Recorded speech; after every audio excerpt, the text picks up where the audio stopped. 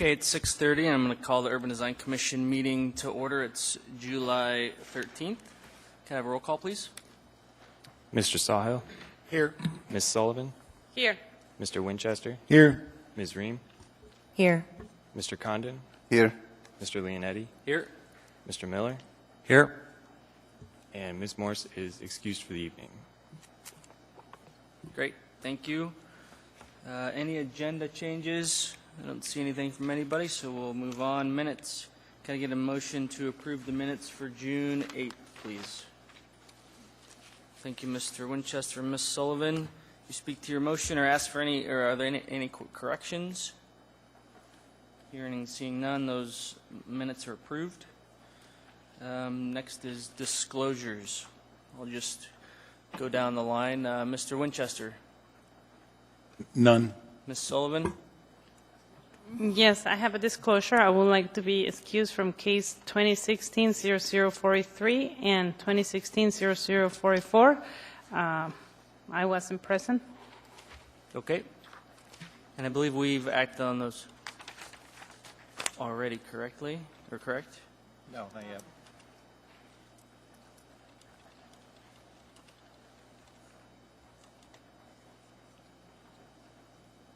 Okay. Mr. Sahil. No disclosures, Mr. Chair. Ms. Ream. No disclosures. Mr. Miller. No disclosures. Mr. Condon. Yes, I have two disclosures. I will abstain from voting on case number 2016-009. I was not in attendance at that meeting. And for case number, let's see, 2016, no, case number 2016-006, no. 3-8? 3-8. Yes. 3-8. I was not in attendance at the meeting, but I listened to the recording for that meeting, so I am up to speed on that. Great. Thank you. Do we need a motion to direct him? Okay.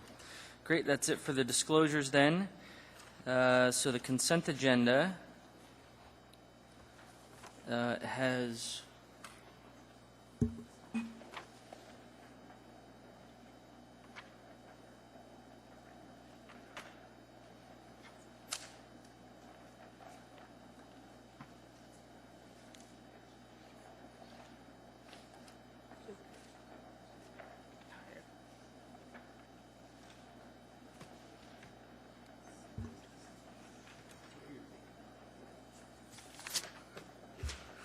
Okay, back to the consent agenda. There are two cases on the consent agenda.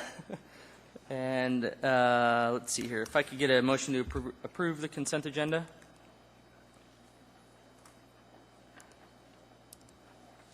Thank you, Mr. Sahil. Seconded by Mr. Winchester.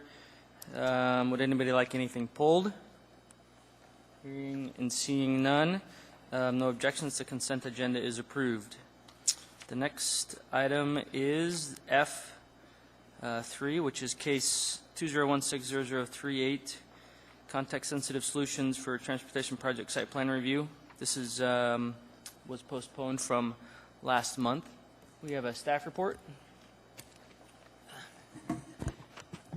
Mr. Chair, Go ahead.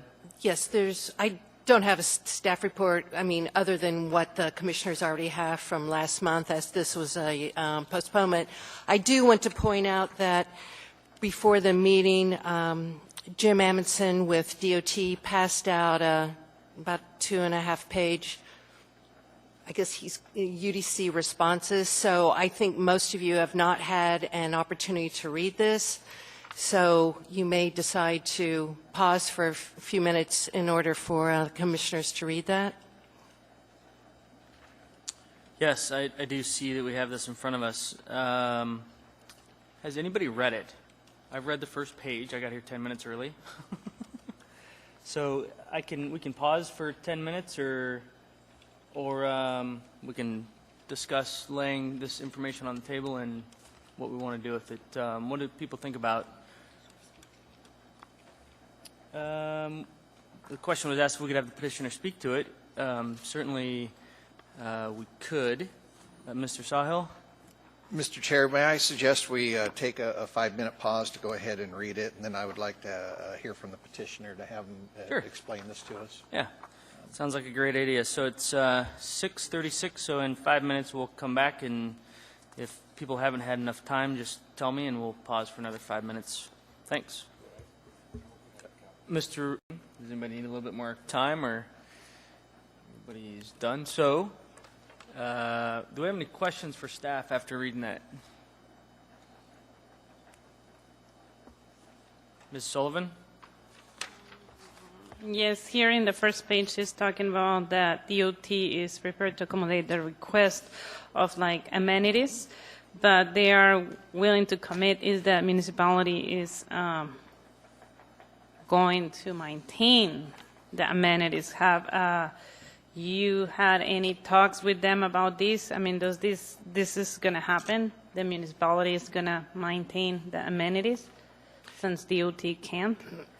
Through the chair, Ms. Sullivan, as I only, saw this same time the commissioners saw this tonight, Okay. I haven't had, of course, any opportunity to talk to anyone at MOA whether or not that is a possibility or not. So I'm afraid I don't have a specific answer for you. I know in the past that with other projects, the municipality has taken on the maintenance requirements for some of the roadway projects that the DOT has. But I couldn't specifically speak to this. Okay, thank you. Any other questions? Mr. Miller? I have a question, not on this, but in general for staff. Sure. On the, let's see, second page of the applicant's packet with the plan set, on their first item, they had mentioned that they're not in compliance with the title, and they were invited by P&Z and UDC to present the project. And I'm just wondering if we have, if our conditions have any teeth, if you will, or is this just more of an informative session? To the chair, Mr. Miller, the UDC does have teeth. It's not just, they don't come here just for an informational, here's a project that we're proposing to do. The UDC does have authority over road projects, just as they would over site plans. Road projects, the design of road projects is considered a site plan. Okay, thanks. Great, thank you. Anybody else? Nope. Do we have the petitioner here tonight? If you could please state your name for the record and spell it, that would be great. Thanks for having me back.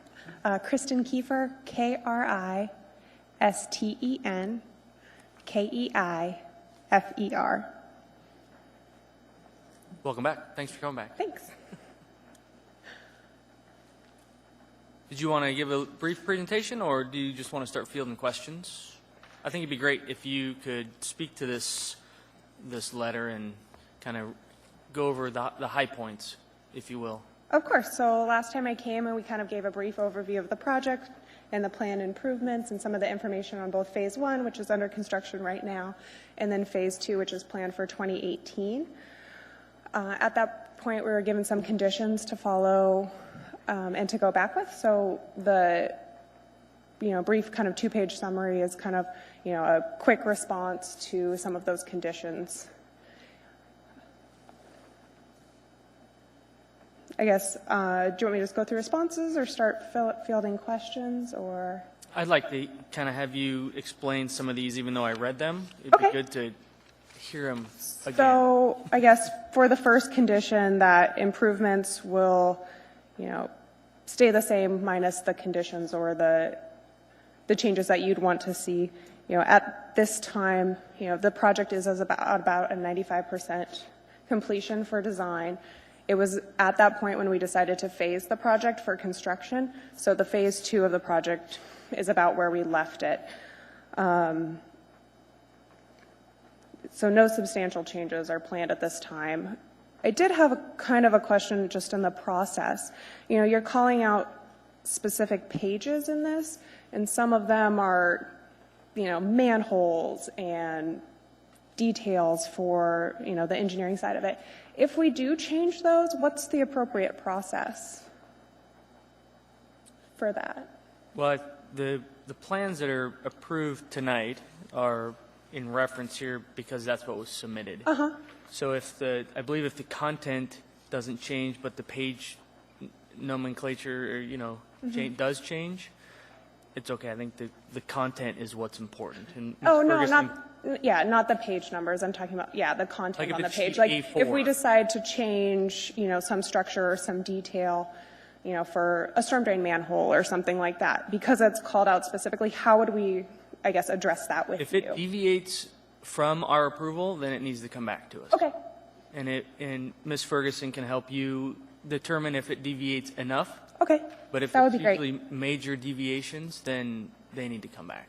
Okay, perfect. Thank you. So you talked about condition 1. Condition number 2, you talk about that one a little bit? Sure. So extending the multi-use pathway on the north side of Abbott, you know, right in front of the high school there. When this project was originally scoped, you know, it followed the adopted 2010 bicycle plan. The purpose of that plan was to improve the facilities, so that we are meeting the purpose of that project. And in that plan, it does talk about that. You know, it calls it that paved shoulder bikeway. And that's what we proposed, and that's what we advanced as our preferred alternative in the environmental process. So in going through that, when I say preferred alternative, it means it's what was evaluated in our environmental document, which follows the NEPA, or which follows NEPA. So to increase the impacts there, we would have to go back to that step. We also, you know, had been in conversations with the Anchorage School District and the municipality, and in there was some hesitation to reroute the pathway as well. You know, you're mixing a lot of inexperienced drivers and a lot of traffic with potential pedestrians and bicyclists as well. Okay.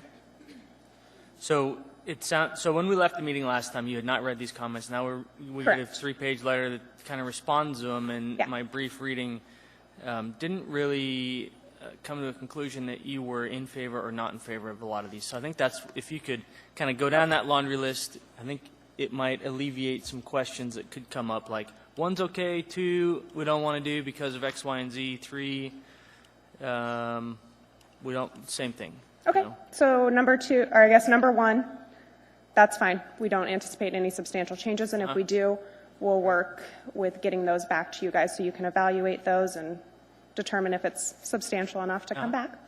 Number 2, we are not planning on rerouting the pathway. We're planning on keeping it routing behind the school and adding the paved shoulder bikeway there in front of service on each side of the road. Okay. Number 3, I guess I did have a question. M11 signs, I wasn't sure what that was. The W11 are the warnings where it's like the yellow sign that says, you know, bicycles, which are typically used in areas where there's an issue or there's poor sight distance. And that's kind of what the bike plan recommends, was the W11.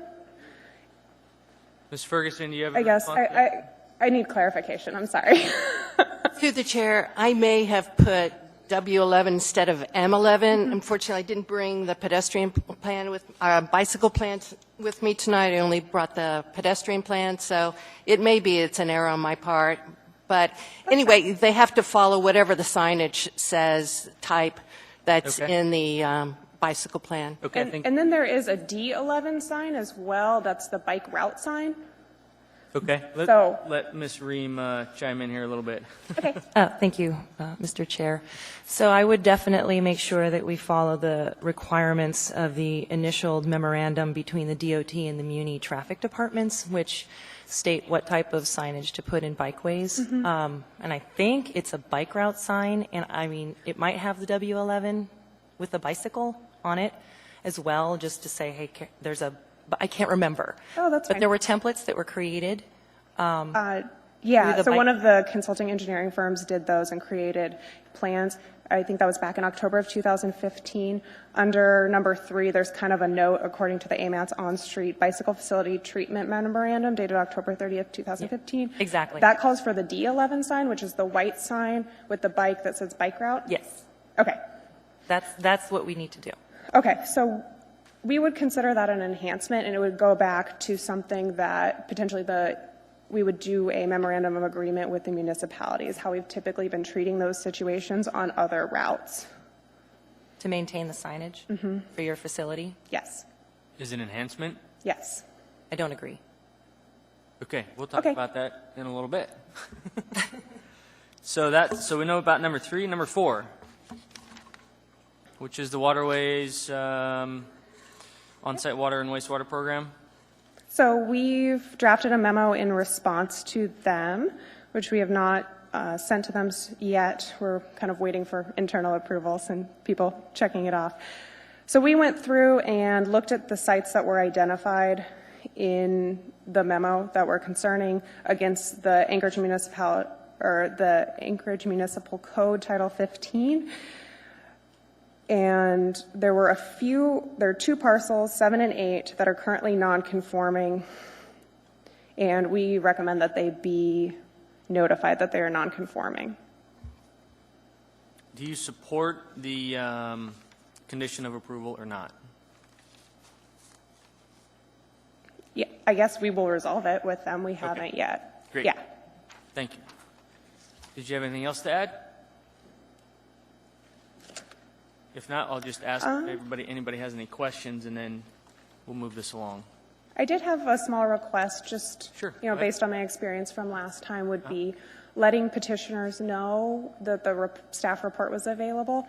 I felt bad not having these answers for you Okay. last month, and it was my first time going through the process, and this is kind of new. Okay. I mean, other people who come to you quite a bit Yep. probably know to check there, but nobody gave me a warning either, Okay. so. Duly noted, and yep, we'll pass that along. Okay. Great. Questions? Mr. Sawhill? Yeah, I would suggest that at the quarterly design meetings, that maybe there's a presentation on how to get through UDC smoothly. And you could probably find some people that'll show up and help you out. I think one of the things that I've heard from Muni staff is they have a difficulty dealing with different project managers that haven't been through the process and kind of training them up. And maybe if there was somebody within the department that could mentor project managers on their first time through, I think it would probably help everybody. Because it's not an easy process. It's a little different. Yeah, that would be lovely. It'd be great to have something like that. Yeah. And maybe, you know, somebody who has expertise with as And maybe one I of you guess guys can I come. have a question first for staff and then probably for you. Okay. Do 3R projects have to conform to area plans? Or are they exempt from conformance to area plans? Through the Because the chair. requirement for the multi-use trail is coming out of the area pedestrian plan, I'm assuming. And so I know 4R projects normally conform to all plans, all local plans, but do 3R projects have to conform? Through the chair, Mr. Sawhill, that's an interesting question. Given the fact that there was a meeting, with this question, with this particular project, it wasn't, the municipality didn't deem it quite a 3R, but we didn't quite deem it a 4R either. It was occupied some space in between, because what they're doing was beyond what typically a 3R project is.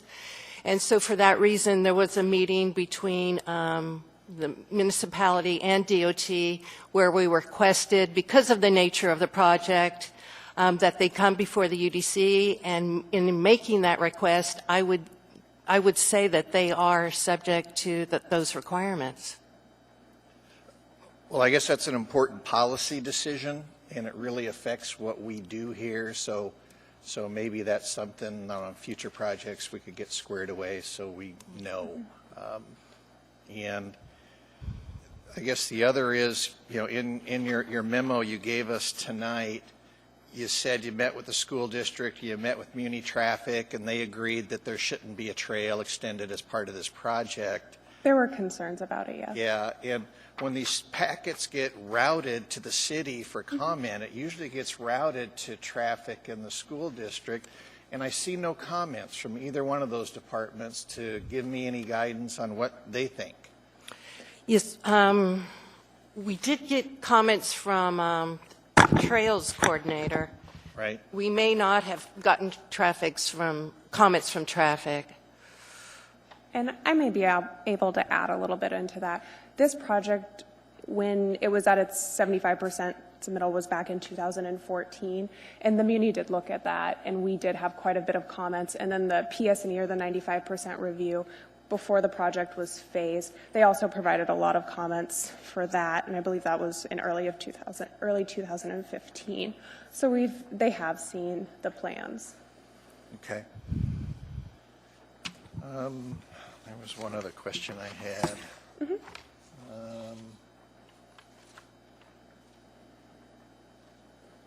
Nope, I think that's it.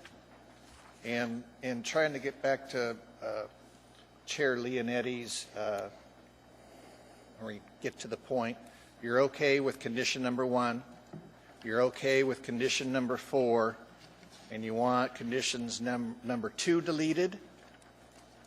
Yes. And what do you want us to do with condition number 3? Delete it, keep it, resolve signing with traffic, something to that I guess effect? I would look. Go ahead. Oh, go ahead. No, you're good. Go ahead.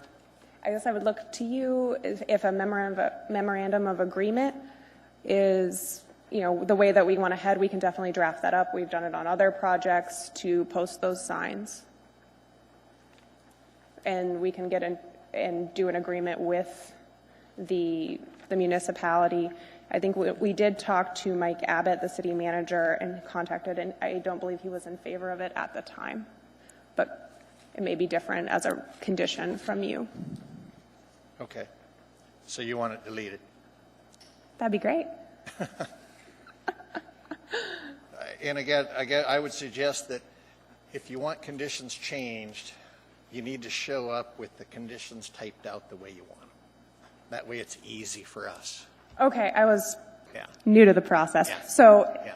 I would reword the conditions, I So guess? if you were to come here and say, I want condition number 1 to say, or let's go to number 3. I want condition number 3 to say, we will provide a coordinated letter to AMATS, and it'll say bike or D11-1 bike route signs will be incorporated in the plan, and it will be included in this project.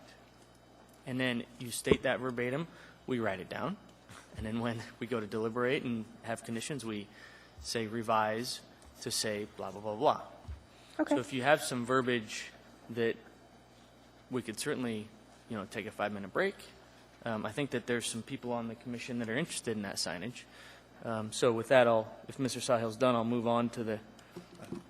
I have all my questions answered. Okay. Thank you. Thank you. Okay, Ms. Ream. Thank you, Mr. Chair. This is incredibly frustrating because I don't agree with deleting conditions that the UDC upholds as safety concerns for pedestrians and cyclists. There's a few things we look at and review here, and to have a DOT project come before us and flat out refuse to adhere, yet you're here. Why are you here? I'm not asking, it's rhetorical. Sorry, that was just a statement of frustration. Moving on, my biggest concern is we have a highlighted, bolded safety problems. We identify safety problems. Yet, not putting a couple of signs in the road that actually educate drivers that bicyclists are actually allowed in the shoulder, that's a safety problem.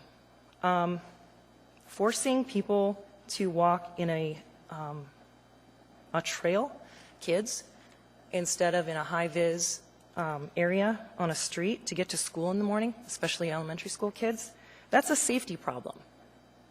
Forcing them to walk on a widened shoulder may be okay, There's probably not going to be a lot of conflict between a bike and a pedestrian.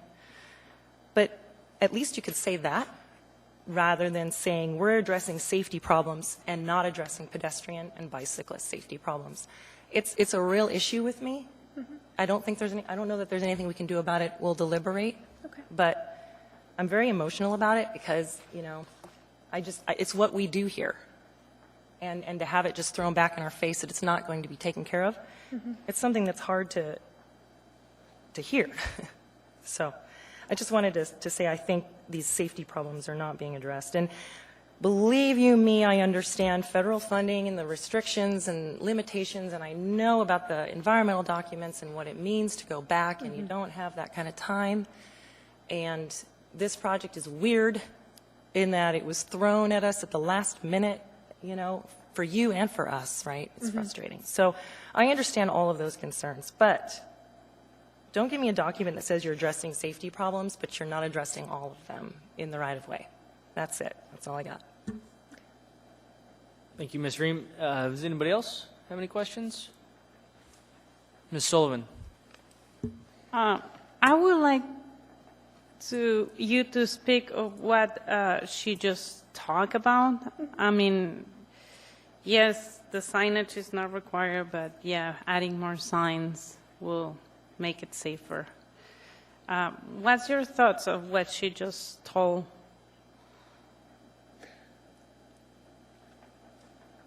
I guess one kind of difference might be that we have to treat our roads, across the state very similarly.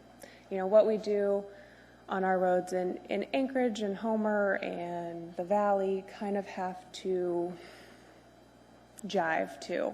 And we need to have some consistency across those. And we develop and we go through and do memorandums of agreement with the municipality on amenities and things like that. And, that's a potential route.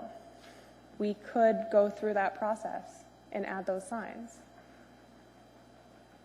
In the discussions that we've had to date, that hasn't come up in the review process. For those, if it's the bike route, what are they? I was going to say M11, the D11s. So potentially you will be okay with adding extra signs? It would have to go through the process of a memorandum of agreement and be reviewed by a regional traffic and safety engineer. And based on the memorandum from 2015, he would have to look at it. Same with the city's regional traffic engineer. Excuse me. Thank you. Thank you, Ms. Sullivan. Mr. Winchester. Thank you, Chairman.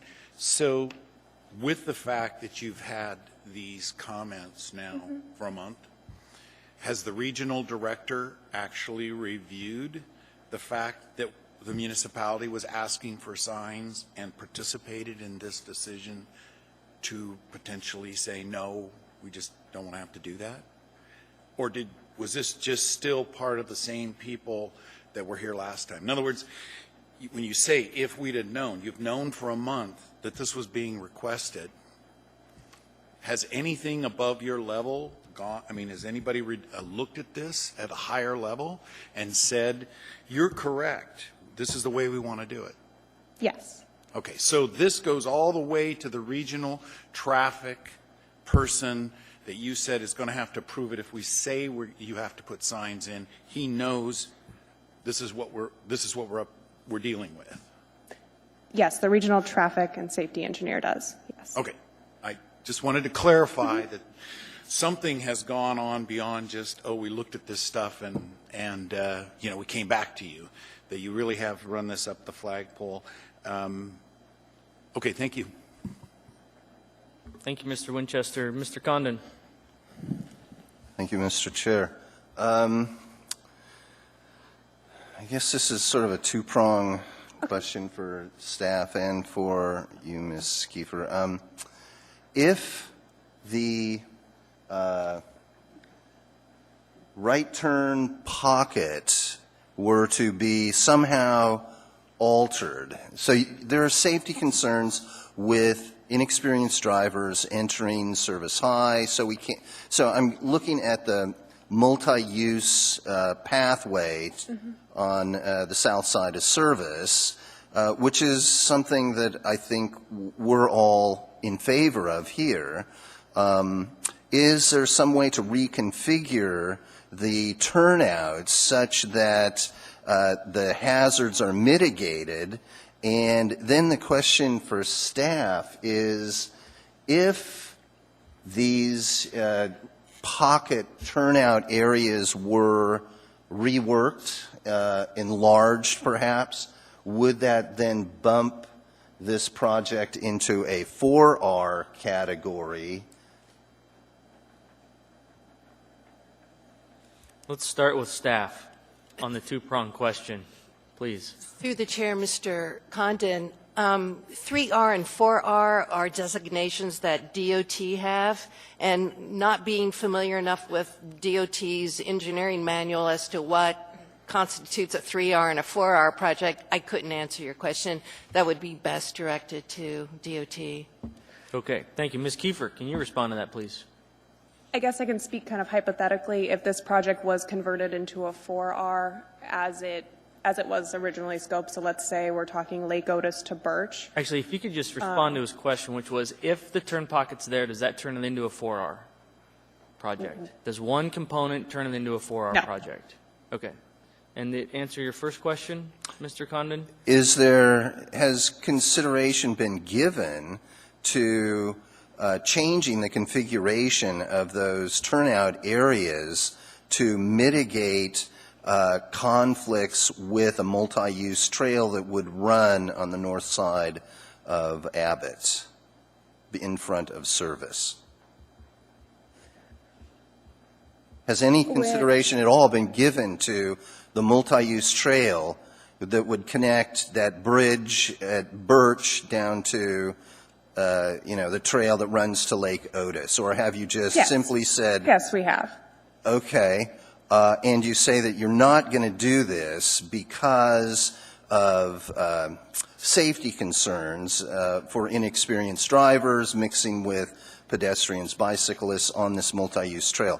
Is there a way that you could reconfigure the roadway such that that safety hazard is eliminated or mitigated?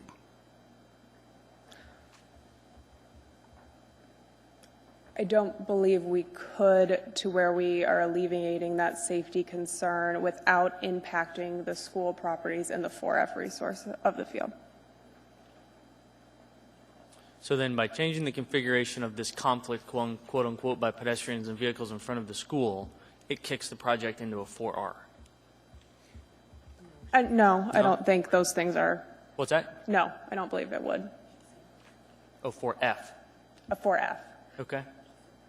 So Mr. Condon has a good point, and that is there's a conflict, right? What is the solution to the conflict? And I think the solution is that there's two problems. One is kids and vehicles, and kids in vehicles. That's one problem. And the other is through traffic for just Joe Schmo riding his bike going up the road and down the road. And I think the solution right now that I'm hearing is that currently they're encouraged to go over the bridge, around the school, and then back onto Abbott Road Yes. to avoid this conflict. This seems like a Everybody. very poorly considered configuration. It's an easy fix. You don't have to do anything. You just have the same pathway that you've always had. But I would encourage you to put a little more effort into thinking about how this roadway can be configured such that we can achieve all of the objectives that the comprehensive plan wants to see, that we want to see as a commission. I think that you could come up with a configuration that would work. Okay, thank you. Anything else, Mr. Condon? That's it. Thank Okay. you. Thank you, Mr. Condon. Mr. Winchester.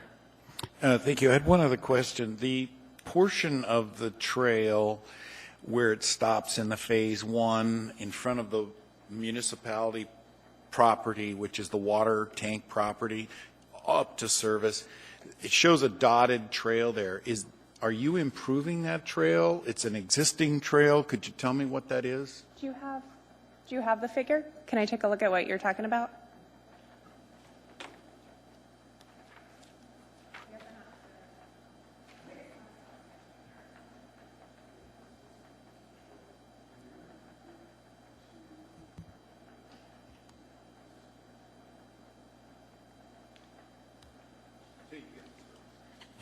So that dotted line is the existing edge of the asphalt or the existing trail. We're stopping our improvements and rehabilitation where it leaves the state right-of-way. But the trail is existing and it's paved. Yes. Okay. That's what I was just concerned about. I wasn't sure if that existed and was paved. Yes. Wanted to confirm that. Okay, thank you.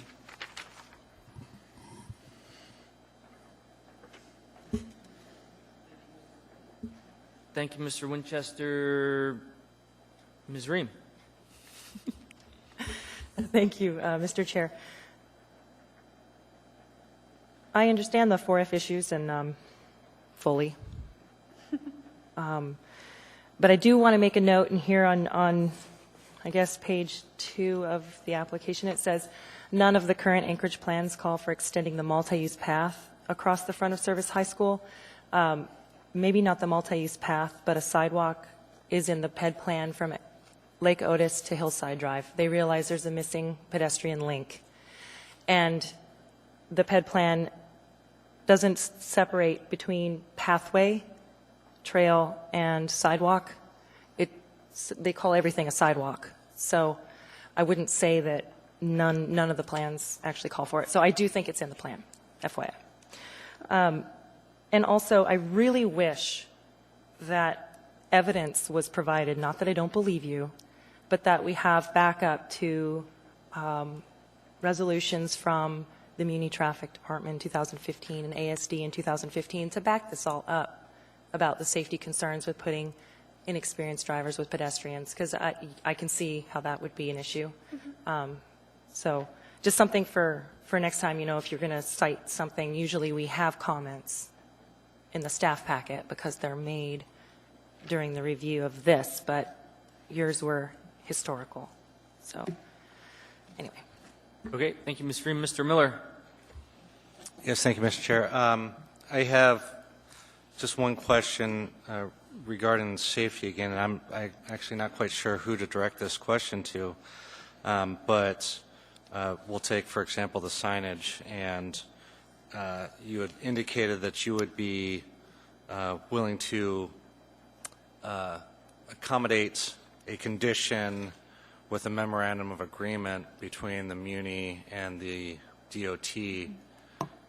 And I don't know if we are, first I don't know if the commission can put that out there, but also how we would draft a condition. Sure, we can. Yes, we can put that out there. And yes, we can draft a condition, and if we need to take a 5-minute recess, we can do that to draft up the proper verbiage to do that. Okay, but in that, would we state what is what needs to be contained in the memorandum of agreement?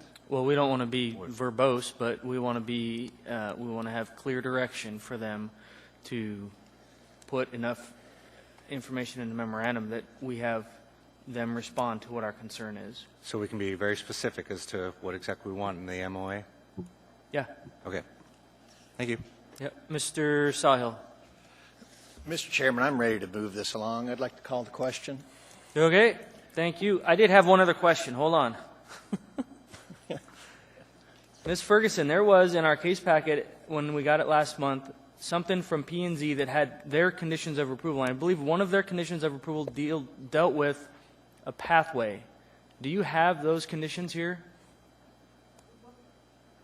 Mr. Chair, what page was that on in the packet? Do you know? It was part of the P&Z's conditions of approval and their discussion. I don't know what page it was. P&Z's conditions of approval. Yeah, from when P&Z saw this case packet, whenever that was. I know. It sounds like you don't know.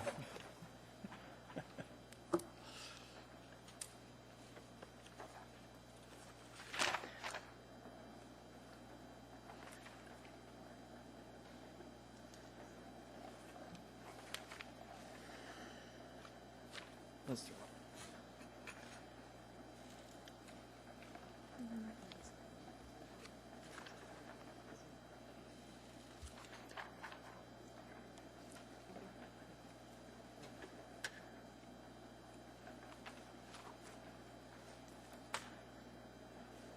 the petitioner remembers.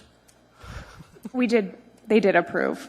There was a discussion on it, and I believe, we addressed the question, and then they did approve it at the meeting with no follow-on conditions or changes. There was not a condition to extend the trail to X, Y, and Z. Mr. Chair? No, I have a copy of the minute from the minutes, the meeting. Thank you, Mr. Sahil. And it was approved with condition 1 as outlined on page 6 of the staff packet. So whoever knows what condition 1 on page 6 of the staff Great. packet was will Thank be you. an amazing person. Okay. Thank you, Mr. Sahil. Mr. Leonetti, I'm sure all that condition said was, the usual boilerplate where, we don't have any comments and we. Conformance with your yeah, DSR. Right. Yeah. Okay. I think that's what it was. Sorry. I should have that. Mr. Chair, Real quick. on page 17 of the packet, there is a letter from Lori Shanchi, non-motorized transportation coordinator. It goes on to say a pedestrian walkway is needed in front of Service High School to allow students to walk to school without having to wade through a sea of asphalt. Yes. Okay. Very good. Thank you for pointing that out.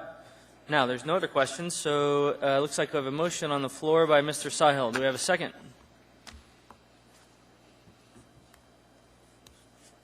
Waiting for a second for, there we go. Thank you, Mr. Winchester. Okay, so the motion that we have is for case number 2016-0038, context-sensitive solution transportation project site plan review for plans in hand for Abbott Road Rehab Phase 2. I can state my motion. Mr. Sahil, would you like to state your motion, please? Yeah. Thank you, Mr. Chairman. In case 2016-0038, I move approval of the plans in hands for a review for Abbott Road Rehab Phase 2, Elmore Road to Birch Road, subject to staff's condition number 1 as written. I am going to delete condition number 2. I'm sure we'll have a lot of discussion about that. Condition number 3 to state install bicycle signs and bicycle symbols in accordance with the DOT and PF standards. Installation of the sign shall be coordinated with MOA traffic engineers. And condition number 4 as stated. Thank you, Mr. Sahil. Mr. Winchester. Can I speak to my motion, Mr. Chairman? Yes. Thank Please you. speak to your motion. I think overall this is a good project. I'm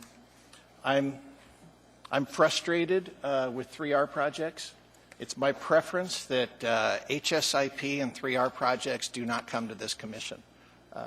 If we're not going to review enhancements, that's what this commission does. There's no reason for these projects to come to this commission. It just frustrates us. If these projects are not required to conform to area plans, this frustrates us. And so I would just as soon not see it. There's really nothing for us to do, and I would prefer not to see them. I think we'll have some discussion and maybe a motion to amend on condition number 2 with the multi-use pathway. And to tell you the truth, I'm not sure where I'll go with that.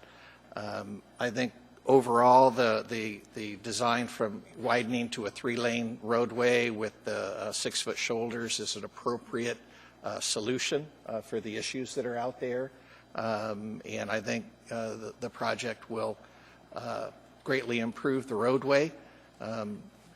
I do believe that they have kind of followed the context-sensitive solutions, and I'm sure with the public meetings they had a lot of input from the public and addressed those as best they can.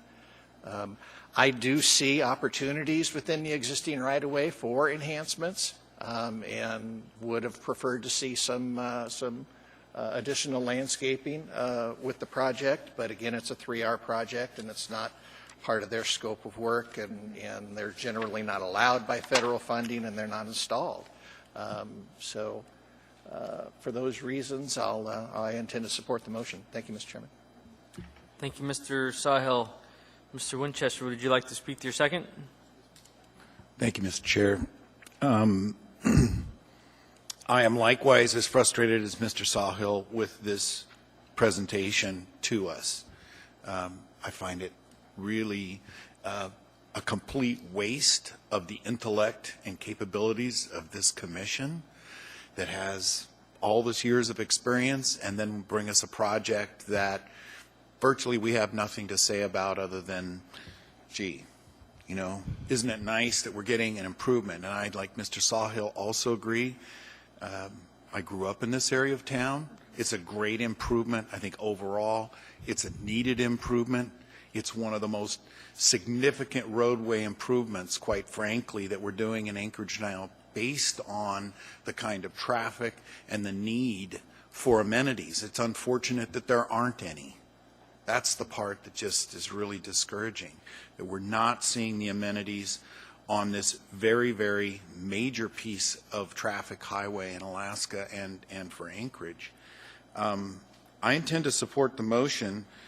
I likewise am interested to hear from the rest of the commission members regarding number 2. I find that no matter, you know, for people to say that the pedestrian and the bike are not going to interface because you've somehow said, oh, just go around the back of the school and come around, that's like sticking your head in the sand. They are going to interface at those intersections, and now they're going to interface in a less safe manner because you haven't addressed it. And that's what I see as a major safety concern. And I think DOT, the state of Alaska, and the municipality of Anchorage owe all the students and the elementary students and every person in that very high-traffic, condensed zone of Service High School a better job and a better sense of engineering, which you're capable of, and every person in the state is capable of doing a better job, which Mr. Condon referred to. And instead, you've simplified this down and said, oh, just drive around the back of the school. Very disappointing. Extremely disappointing. And I've said enough. Thank you. Mr. Chair, Yes, Ms. could Ferguson. I interject? I had hit the button, but Yeah, go ahead. I want to say that I think the commission may be going in a direction that they don't need to go, and they're getting wrapped around the axle on this issue of 3R versus 4R. 3R, 4R are designations that DOT has. They have no real meaning to the municipality. The fact that there was a decision, there was a meeting, there was a decision that this project was to be brought to the UDC, and meant because the UDC would have authority to decide this project like they do any other project that comes before the UDC. And it was brought to the UDC for the express purpose that if there are enhancements that the UDC felt were lacking in the design, but the UDC felt they should be added to the project or needed to be part of the project, then the UDC has the authority to ask for those enhancements. Are there any questions? Well, there's any other opportunity that this road will get enhancements? I mean, that's the sad thing. No, that's what I said in my staff report. This is the only opportunity there's going to be to add enhancements to this project for many years. And so don't get, as I said, don't get wrapped around 3R versus 4R. For the municipality, it has no real meaning. Okay, I think we get the point. I think it's important to stress right now that if people feel the need to, and we've heard from the petitioner, we've asked the petitioner questions, and if there's a need to add another condition of approval, now's the time to do it. We've talked about it. I certainly have my opinions about landscaping and would support a motion on landscaping and also on trails. So what I'm going to do right now is I've heard concerns over the trail issue, so I'm going to ask petitioners what their opinions are on deleting number 2. Mr. Winchester, we've heard from. I believe that he is not in support of that. Ms. Sullivan, are you in support of deleting number 2 or not? No. You are not in support of deleting number 2. Okay, thank you. We know Mr. Well, we kind of know what Mr. Sawhill thinks. Ms. Ream, the intention on going through this is to have a dialogue about this motion with deleting number 2. So, Mr. by all Chair, means, if speak. there was a motion to amend, that would get that issue on the table, and then it could be fully discussed and voted up or down. Thank you. You need a motion to amend. Yes. So if there's a motion to amend condition number 2, then we could apparently discuss it further. Oh, Mr. Winchester, we have a motion on the table. We have a second. Ms. Ream, thank you. Mr. Winchester, will you speak to your motion to amend? Yes, I'd like to make a motion to amend to include item number 2. As written in staff report, or do you want to rewrite it?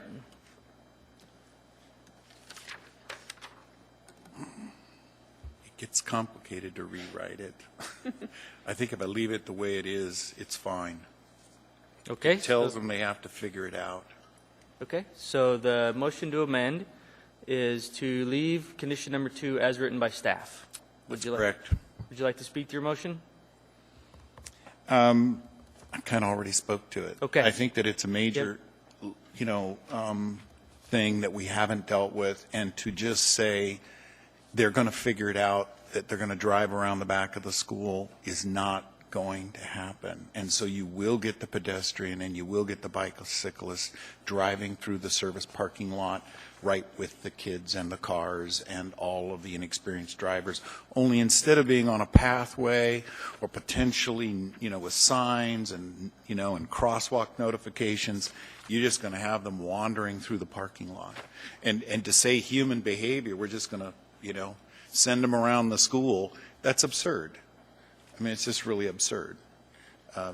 So I think it was a legitimate condition, and I think that it should have been addressed more thoroughly with everyone concerned, and maybe the school district, whoever listened to it at the school district. I mean, I don't, like we said, Mrs. Ream brought up, we don't have any evidence or documentation or minutes of meetings with anyone to say why they thought this. We just have that this is what somebody thought. And I'm fairly familiar with the area, and I think differently. So. Okay, thank you. Ms. Ream, would you like to speak to your second? I'm not sure I'm not sure my answer, whether or not I support the amendment. I actually have a question for the petitioner. Is that not okay? Because you've brought up, now that you've brought up, I was not planning. We talked to the petitioner a lot tonight. What I'd like to know is what this means as a delay.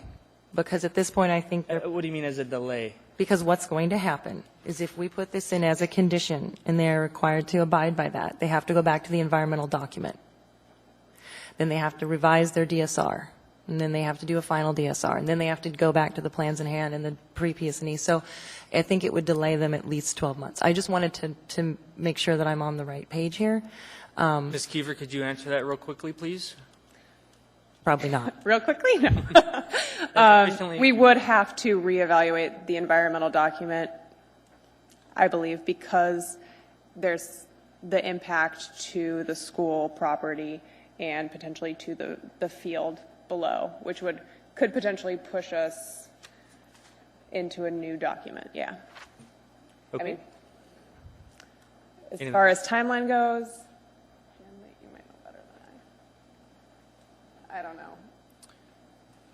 If you could state your name for the record and spell it, please, sir. Sorry. Jim Amundsen, Chief of Highway Design, Alpha Mike Uniform November Delta Sierra Echo November is the correct spelling of the last name. Thank you. First name is James. And to the question of what would happen if this is included as a coming from the UDC, then that would then come back and we'd be obligated to adjudicate that comment and recommendation and requirement. If we in fact go forward with having to redo the environmental document, this project would probably be killed. Okay. Great, thank you. Thank you. Back to the motion, we have a motion to amend, to add condition number 2 back in. Does anybody else have any other comments or discussions? Yeah. Mr. Condon, go ahead. Yes, Mr. Chair. Yeah, I don't know exactly the procedure to take here, but the petitioner has indicated that, let's see, they are in their packet that they sent out tonight, UDC responses, conditions of approval. They have said this in reference to condition number 2, they state this project does not preclude the municipality or schools from developing facilities on their property in the future and working in cooperation with the department. And I'm thinking that perhaps the amendment that Commissioner Winchester is looking for, so that we don't kill the project and send it back to the drawing board, an amendment that reads something like, DOT will work with the municipality of Anchorage to develop a multi-use pathway between Station 175 to Station 205 along Abbott Road. Okay, so we actually have a motion on the floor right now. So Yes. we can't amend an amendment to a motion. So we have to vote on the motion on the floor. Yeah. And then we can bring another amended motion back. I think you can amend. Okay, I am corrected. We can amend That's when they get ugly. Okay. as long as you pass your paper down here so I can reread it. So you have to push your little button to make a motion to amend also, if you want to make a motion to amend the amendment. Mr. Conan, thank you. Ms. Solomon with the second. So now if you could restate your motion to amend. Yes, Mr. Chair, I would like to amend the motion Condition number 2 to read. Condition number 2, okay, fine. DOT will work with the municipality of Anchorage to develop a multi-use pathway between stations 175 to station 205 along Abbott Road. Okay, thank you. Would you like to speak any more that you haven't added already to that? And you've added a lot. Just to say that I think this does not shut the project down, and it also obligates the petitioner to resolve this multi-use pathway with the municipality, with the school district, with whoever needs to be coordinated with in order to get a multi-use pathway that is safe running along that south edge of Service High. Okay, thank you. Ms. Sullivan, would you like? Nothing. I think it's a good balance. Okay, thank you. I have a question about that. They've been working with the school district and with the city, and they've stated that already, and so I'm not sure it goes anywhere. I think this might force them to come to some kind of workable solution to the problem, that they are locked in. It's no longer just a matter of discussion. It's a matter of public policy. They have to resolve this pathway. Okay. They have to put a pathway along the south side of Service. Okay. When We they have a have to couple do of- this, what it's going to look like, I don't know. Okay. But it does obligate them to address this issue and figure it out. Okay, I think Ms. Ferguson wants to chime in. Yes, I just wanted to add, I think we need to tighten up the condition a little bit to talk about what's the time frame for it, who's responsible for putting it in, and that sort of direction, so it's very clear what needs to be, what the vision is, what the plan is for this happening. I would agree. So if we need a minute to write that condition. My gut tells me that as condition is written right now, they can come back and say, yep, we've already done that, we've talked with them, we've resolved it, and the resolution is we're not going to put in a trail. But the Did I miss it? condition would read that they will develop a multi-use pathway between those two stations. They will develop it. They're not going to talk about it, and they're not going to, dodge the issue. They will have to put in a multi-use pathway in this location along Abbott Road. Okay, so I need to restate that motion. So if I could see that. So if anybody has anything else to add, I don't see anything popping up here. So we have a motion to amendment to an amended motion, which says DOT will work with MOA to develop a multi-use pathway between Station 175 to Station 205 along Abbott Road. Now we're voting on the motion, so if people would vote in favor or not. Mr. Chair. Oh, we have a question. Just one. I would suggest a friendly amendment to substitute the word construct for develop. We're getting That way. way it's very clear to construct a trail. So we're. I agree. Good. So that's my friendly amendment to the Okay, amendment. so so DOT will work with MOA to construct a multi-use pathway between Station 175 to Station 205 along Abbott Road. It would be prudent to have a time frame, I believe, within the project allowable time frame, or I can't. Sharon, could you help us with the time? What is reasonable?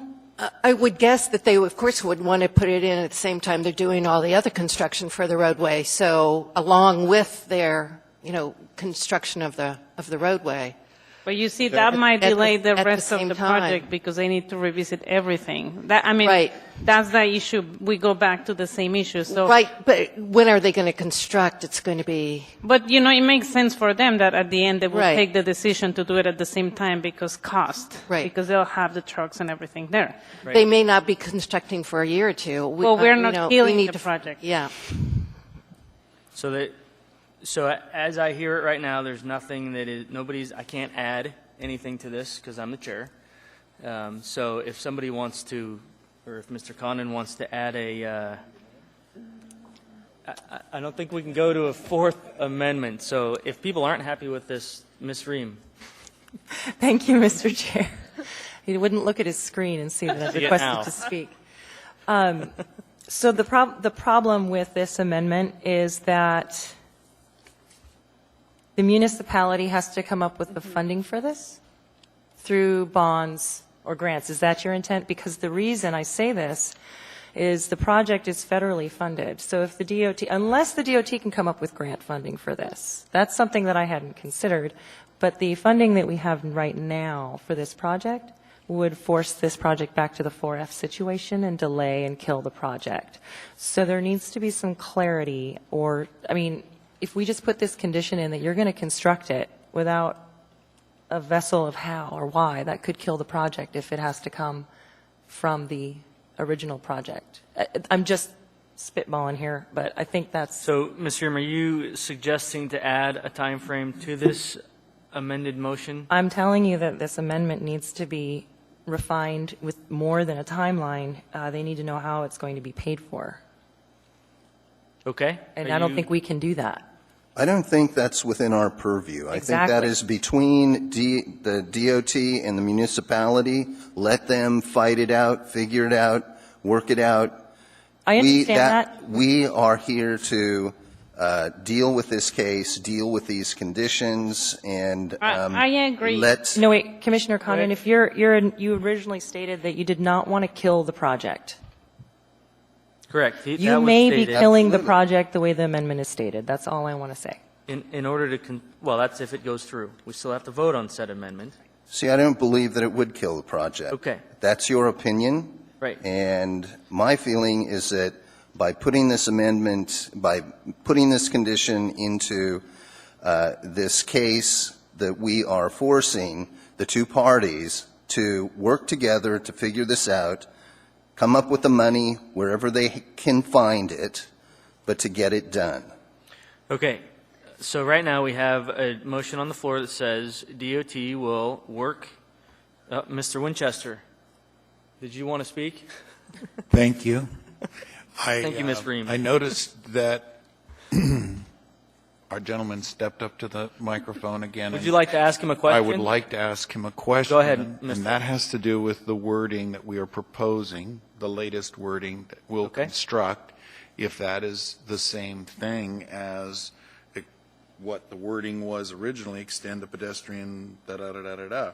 I mean, is it going to kill the project? Any effort to have it included as part of the scope of this project and happening concurrently with this project would be a big enough change to the scope to, as Mr. Reams already said, cause us to go back to redo the environmental document, and that process at this point in time would, for all intents and purposes, kill this project. The project has advanced through the environmental process, the scoping and staging of what this project will and won't include as far as parts of the scope of the work. That process of refining this went through AMATS, went through the coordination with the municipality. The decision not to include this segment of the trail and this extension as part of this project was made at the AMATS and above level. And that's why it's not currently a 4R project. This project was originally started as a 4R project. There was not enough funding available to move this forward as a 4R complete reconstruction project. There's an underlying lack of funding available to do this as a complete reconstruction, which would include bringing all of the paths, trails, sidewalks, and all of those other amenities and landscaping that we'd love to include in this. The funding wasn't available. The decision was made at AMATS and at the policy level to reduce this back to a rehabilitation and maintaining of the facilities and amenities that are out there and extend their service life, because that's what we can afford.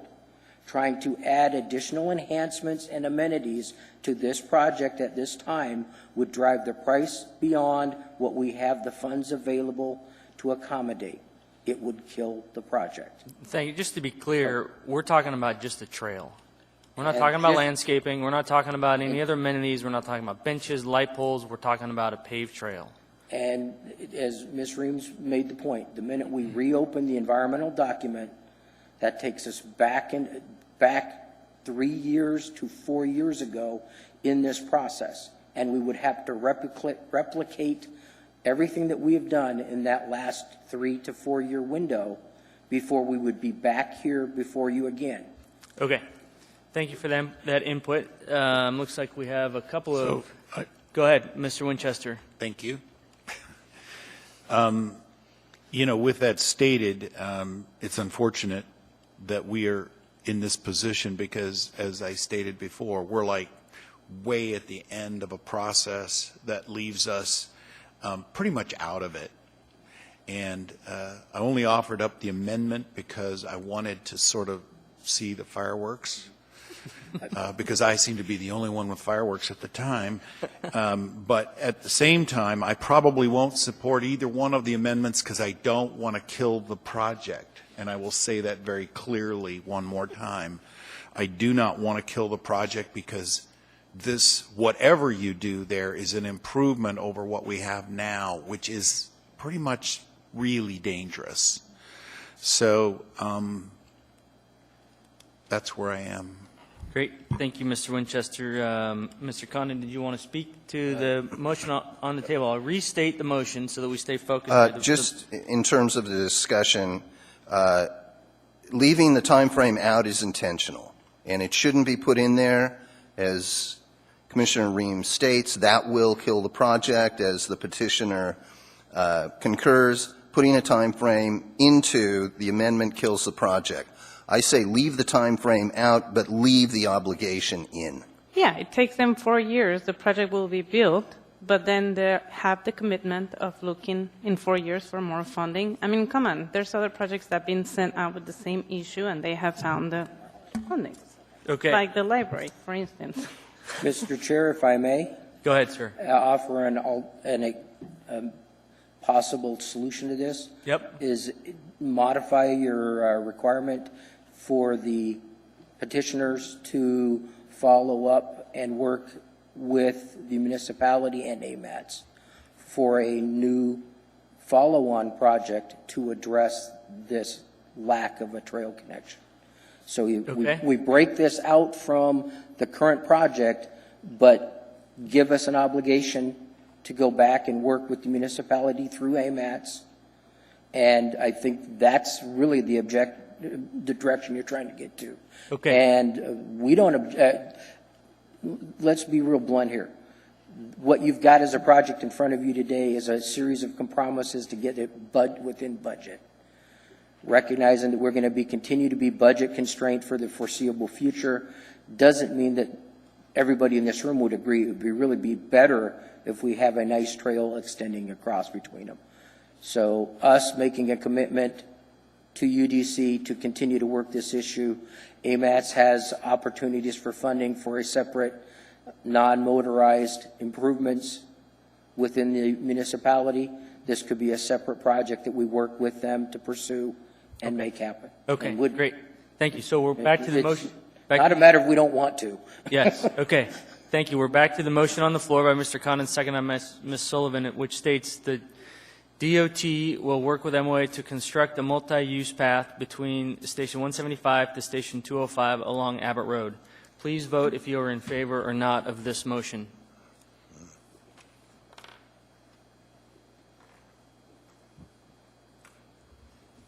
Okay, so that motion to amend fails. So we're back to the original motion to amend, which is, I don't have the, which is to add it back, right? So now we have a motion to amend on the table that says extend the pedestrian multi-use pathway on the north side of Abbott Road near Station 179 plus repair to near Station, to the end of the project, Station 205, to allow paved access to Service High School and a pedestrian bridge over Abbott Road at Birch Road. That, who made that motion to amend? That was Mr. Winchester. Motion to amend? Yes. Mr.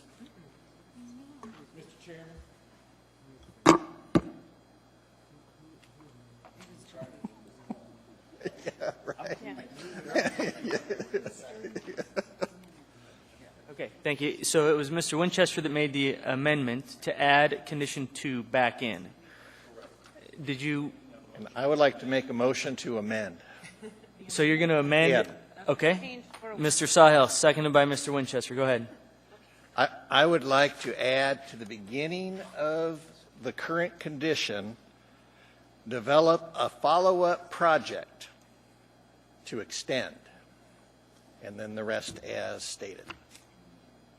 Okay, thank you. Would you like to speak to your motion? I think it speaks for itself. Okay. I think we should get done. Yes. Thank you. So we have a motion to amend that states develop a follow-up project to extend the pedestrian multi-use path on the north side of Abbott Road from near Station 179 to the near end of the project, 205, to allow paved access to Service High School and a pedestrian bridge over Abbott Road at Birch. Everyone please vote, unless we have some discussion. No discussion, please vote to amend the original motion. That vote passes. So now we're back to our original motion, which was to approve case number, No, now we got to approve the amended. We got one more amendment to approve. We have approved the amendment to the amendment, now we got that to approve doesn't the delete the amendment. previous amendment? Okay, so what is the motion that we're amending? Add number 2, as changed. Okay, so now we're back to the amended original, to add number 2. As changed. As, We just did that. Yeah. We just did that.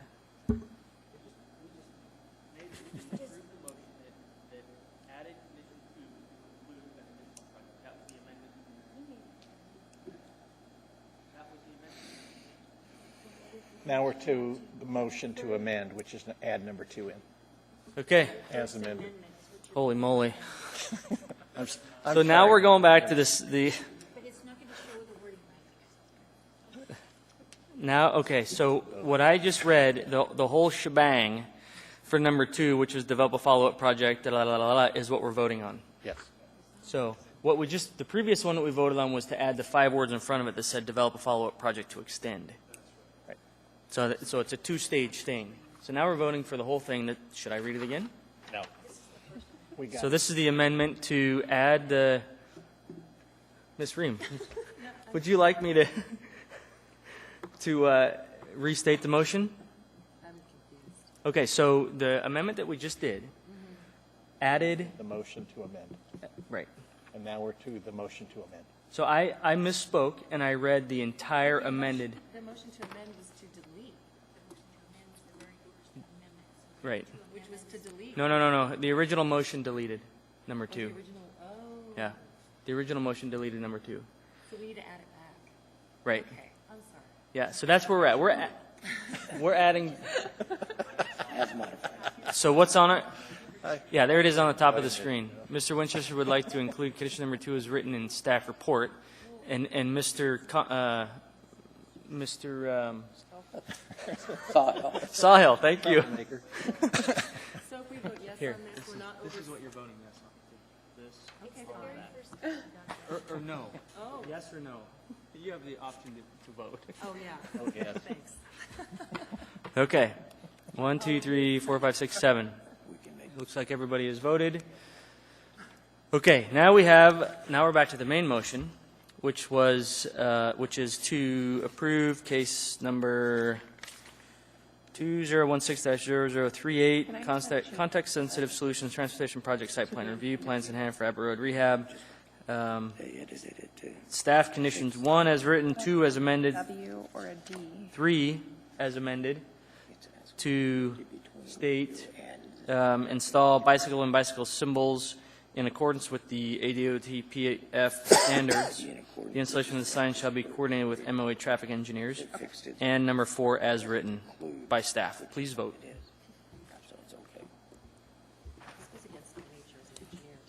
Great. That case passes. Thank you for coming out tonight, you guys, and thank you for your patience.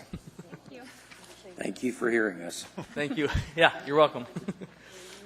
Okay, would anybody like to take a quick break, or are we just going to? We're going to power on. Okay, we're looking for some additional findings for that last case. We didn't have enough in it, so if somebody could talk about. Pretty weak. You go to staff packet, compliance with the Comp 20 plan, if nobody, hearing none. Okay, that's it. I don't have any files.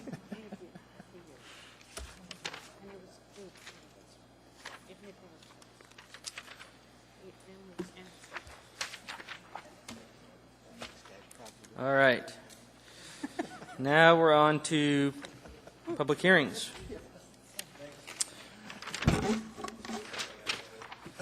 going to read the process here, and then we'll have the hearing. So the Urban Design Commission, the procedures by which the public may speak to the Urban Design Commission at its meetings is 1, after the staff presentation is completed on public hearing items, the chair will ask for public testimony on the case. Persons who wish to testify will follow the time limits established in the Urban Design Commission Rules of Procedures. Petitioners, including all his or her representatives, is 10 minutes. Rebuttal by the petitioner may be allowed when time has been reserved. B, representatives of groups, community council, PTAs, etc. is 5 minutes. Number C is individuals have 3 minutes. Number 3, when your testimony is complete, you may be asked questions by the commissioner. You may only testify once on any issue unless questioned by the commission.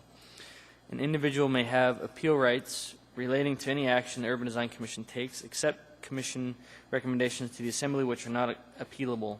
Appeals must be filed with the clerk's office within 20 days after approval by the Urban Design Commission of the resolutions, which is the commission's final decision. A fee for the approval is required by the time of filing.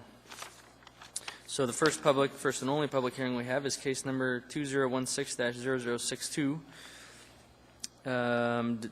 Design variance from AMC 07.020.4b to allow a proposed addition to an existing single-family dwelling to encroach into the stream setback. We have staff presentation. Thank you, Mr. Chair. Members of the Commission, I intend to make this just a little shorter and simpler than the last case. Thank you. This is a request for variance from AMC 2107020B for AI to allow a 790 square foot building addition to encroach 12 feet into the required 50-foot wide stream protection setback. The property is 2.38 acres and is located off of Upper Huffman Road in South Anchorage, and the lot is encumbered by two streams.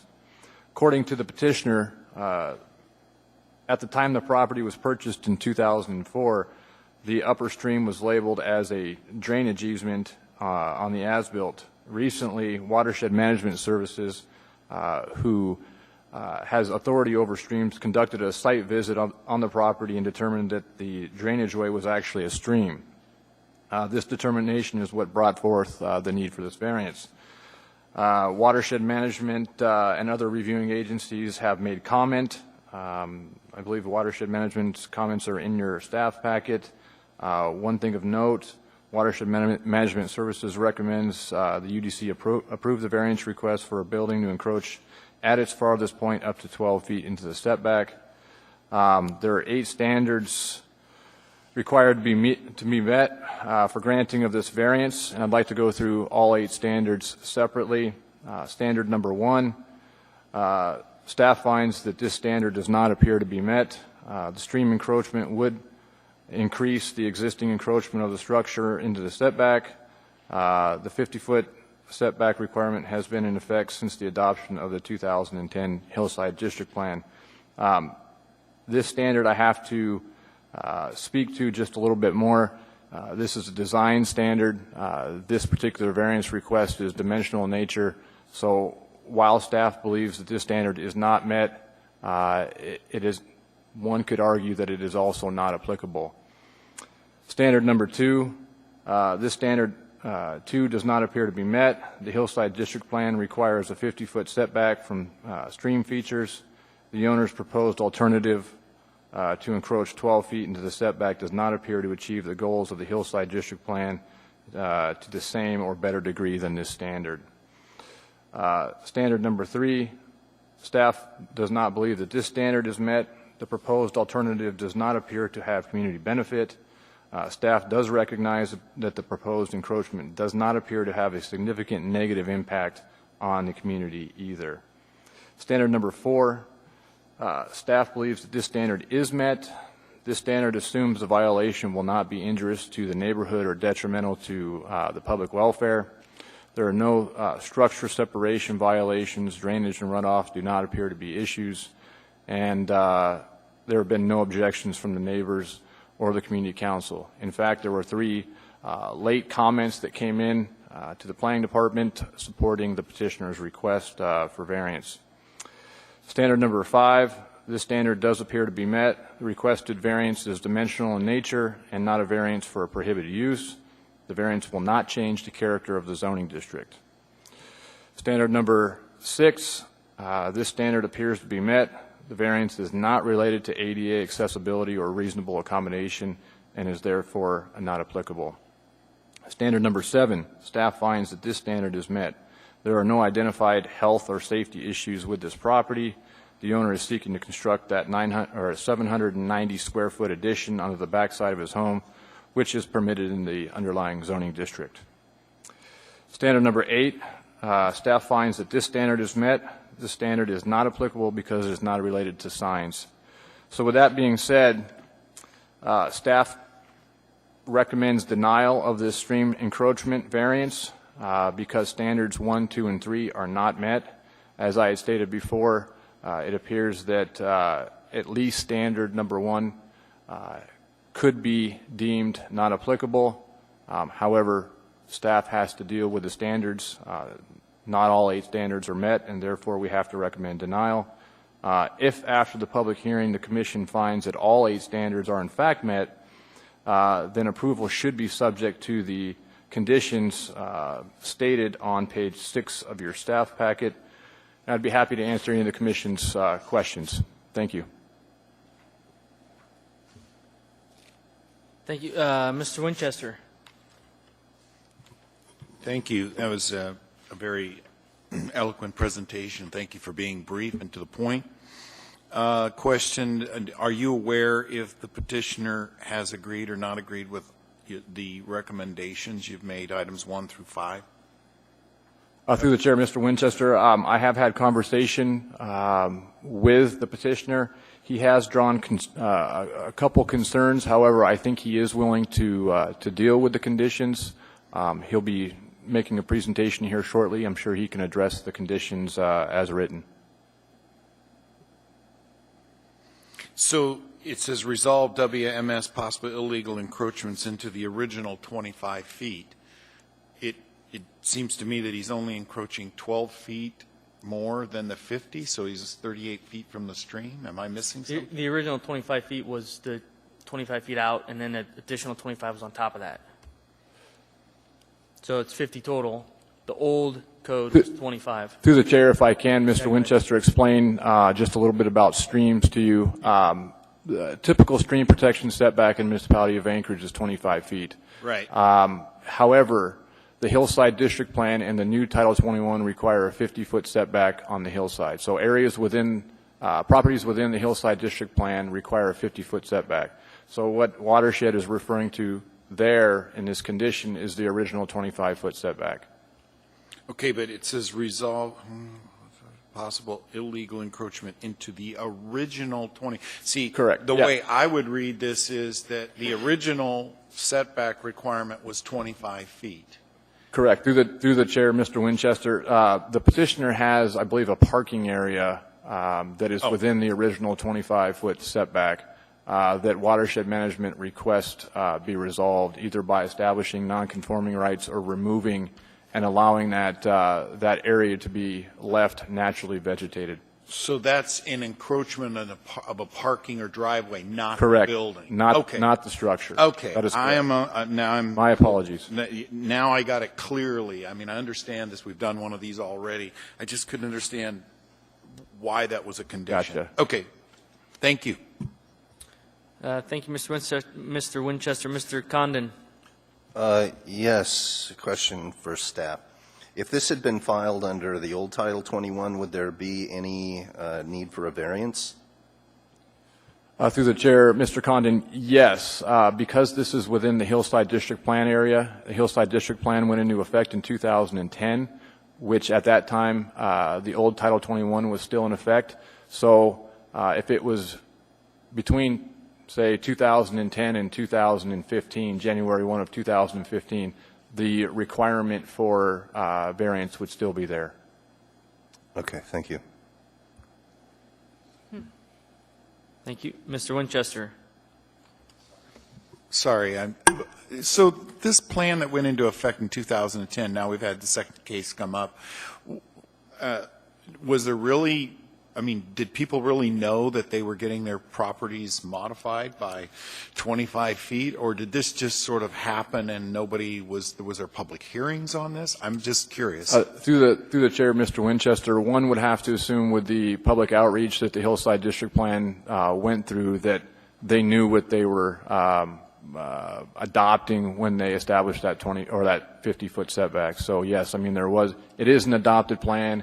It went through public outreach. It went through I understand. through plan approval. Yeah, yes, no, so okay. it was fully vetted. So the question is really one of when they did this, did they identify every potential drainage ditch that we're now calling a stream? Through the chair, Mr. Winchester, no. Okay, that's the very important fact I would like to get on the record. Thank you. Great. Thanks. No other questions. I will open the public hearing. Is the petitioner here for a presentation? If you could state your name for the record and spell it, please, that would be great. It's Thomas Green, ThomasGreen. Great, thank you. You have a presentation? Yes, I do. All right. And I would also like to be able to use any remaining time to rebut whatever questions or comments come up. Okay. Quick backstory, my wife and I purchased a property in 2004. At that time, our as-built showed us that this was not a stream, this was just a ditch. And this is what we had gone with. It wasn't until we went through zoning in April of this year that we were told you have a second stream on your property. That kind of led us to what Mr. Whitfield had described as Mr. Cunningham came out, he charted the course of the stream. It was identified that this was going to impede us from being able to do our addition. So it kind of led us to where we are tonight. I'd like to agree with the planning department that conditions 4 through 8 are met and address conditions 1, 2, and 3. Condition 1 talks specifically about the intent. It says proposed alternative achieves the intent of subject design standard, and kind of went over 50 feet is 50 feet. We can't really argue that. What I feel what it says in this intent is we all know that the watershed plan is to keep the health, the vitality of the streams, the creeks, the water in our community. By putting the addition there, even though it impedes 12 feet, I'm going to keep the vegetation between the addition and the stream. I have some photos if the commission is interested in seeing the current vegetation. In addition, I'm going to put gutters on the addition, and the gutters are going to direct the water further away from the creek. So actually the water running off of the roof, which is collected from the area, which would fall naturally, is going to go through more of a vegetative area than it would if there was no addition there. The second condition, the proposed alternative achieves the goals and policies of the comprehensive plan. Well, the comprehensive plan is for the health and well-being of the community. I don't feel that this addition is going to do anything detrimental in that. Once again, they're kind of looking at it as a 50-foot setback, and 50 feet is not 50 feet, and I know oftentimes that's just kind of the standard, and if you're outside the 50 feet, you're okay. If you're inside, you're not, and I'm obviously not. I have that 12-foot encroachment at the nearest point. I have a 5-foot encroachment at the farthest point from the addition.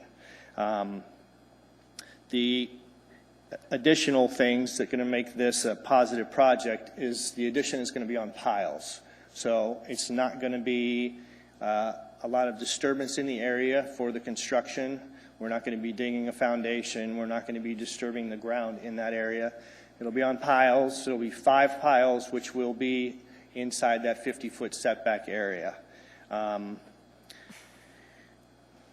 The minimal impact due to the piles, I think, is going to allow the natural vegetation that's there to remain and work as a filter as it's currently doing. The vegetation will stay buffer zone, and I think the health and safety of the community is not going to be affected. The third condition is benefits to the community are equivalent or better than the compliance with the subject standard. I am zoned R9, so I could put an additional structure on the property, a detached garage, an outbuilding or something. I think the most attractive and the best way to do this is to add on to what I have, which is going to mean me encroaching into that 12 feet. So I feel that it'd be better to keep one more small compact structure than to add a second structure, which I am permitted to by my zoning regulations. As far as the conditions which were requested by watershed management, the question that Mr. Winchester asked about the disturbance and possible illegal encroachments. When I purchased the house in 2004, there was a gravel parking pad there. At that time, this new smaller stream was not considered a stream.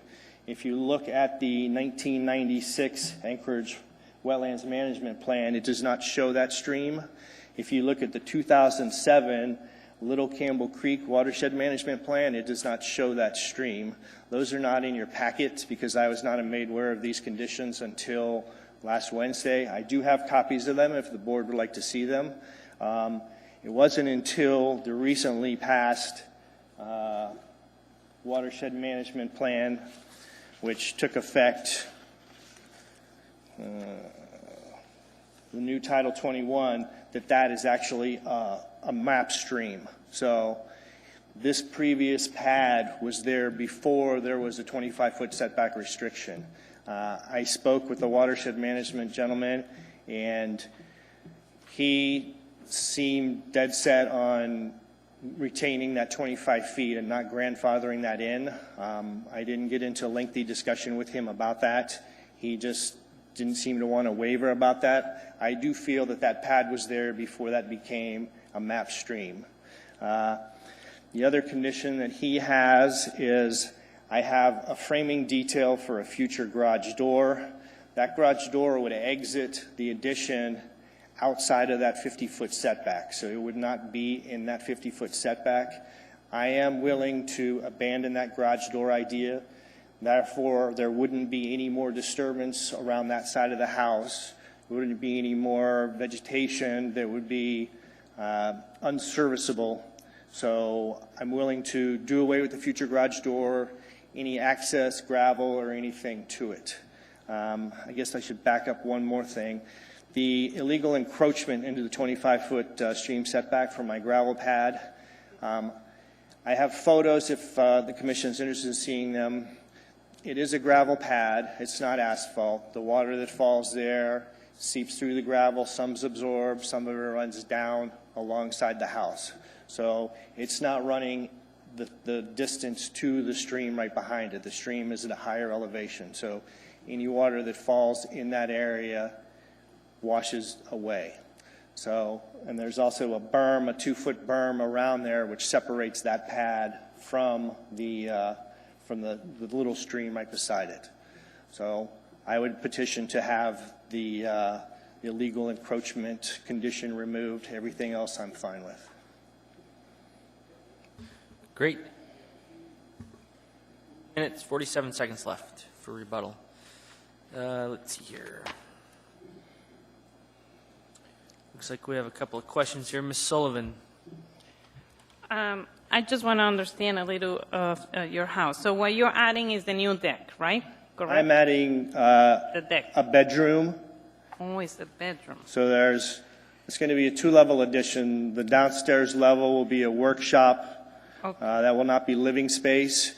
The same footprint above it will be a bedroom, and then we're remodeling one of the bedrooms in the original structure as well.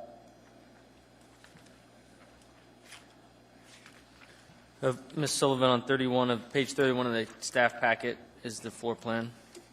Yeah, I'm looking at the floor plans. Actually, those are sections. You say page 31, okay. Yeah, and the sections. I'm just trying to understand page 18 where we're showing the plot and the footprint. It's not showing your addition here exactly as your plans?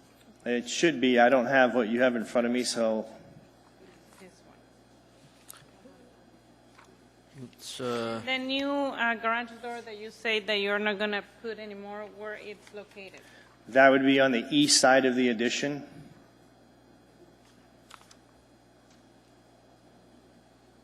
Through the chair, Ms. Sullivan, the site plan that is on page 18 does show the proposed addition. However, it is very difficult to read. I'm sorry, the copy that I got from the petitioner, which I assume came from Farpoint Land Services, was very difficult to read. So I would agree with you. It's somewhat difficult to identify the location of the proposed addition. But I believe the plans start on page 31 of the staff packet. Okay, and I mean, I understand the whole issue, but why are you building towards that back and not towards the west, where you have a lot of room? Well, I'm adding a bedroom. If I build toward the west, that's where the prow is for the house. That's where the Okay, living so room is. Then you will have to change your whole front. And Right. That does, It doesn't really work with the design of the house. And I also have a larger site plan if you would like to see that. I don't know. oh, that how would be great. yeah, go ahead, bring it up. But thank you. It's always good to understand why you need to grow it that way. Thank you. Great, thank you, Ms. Sullivan. Mr. Winchester.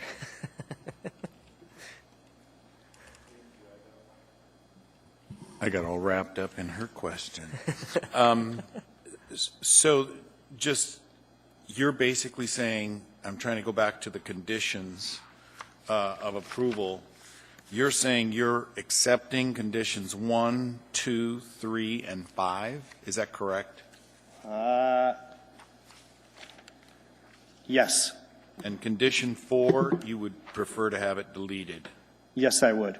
Because that's the issue of the portion of the driveway that encroaches into the 25-foot setback? Correct. Okay. And the reason, could you reiterate again why? I was just trying to get that straight. Why you're trying? I would like that removed because I feel that that was a situation that was there before I moved in. Okay. The parking pad was there, and I don't feel at the time we moved in that was designated as a stream.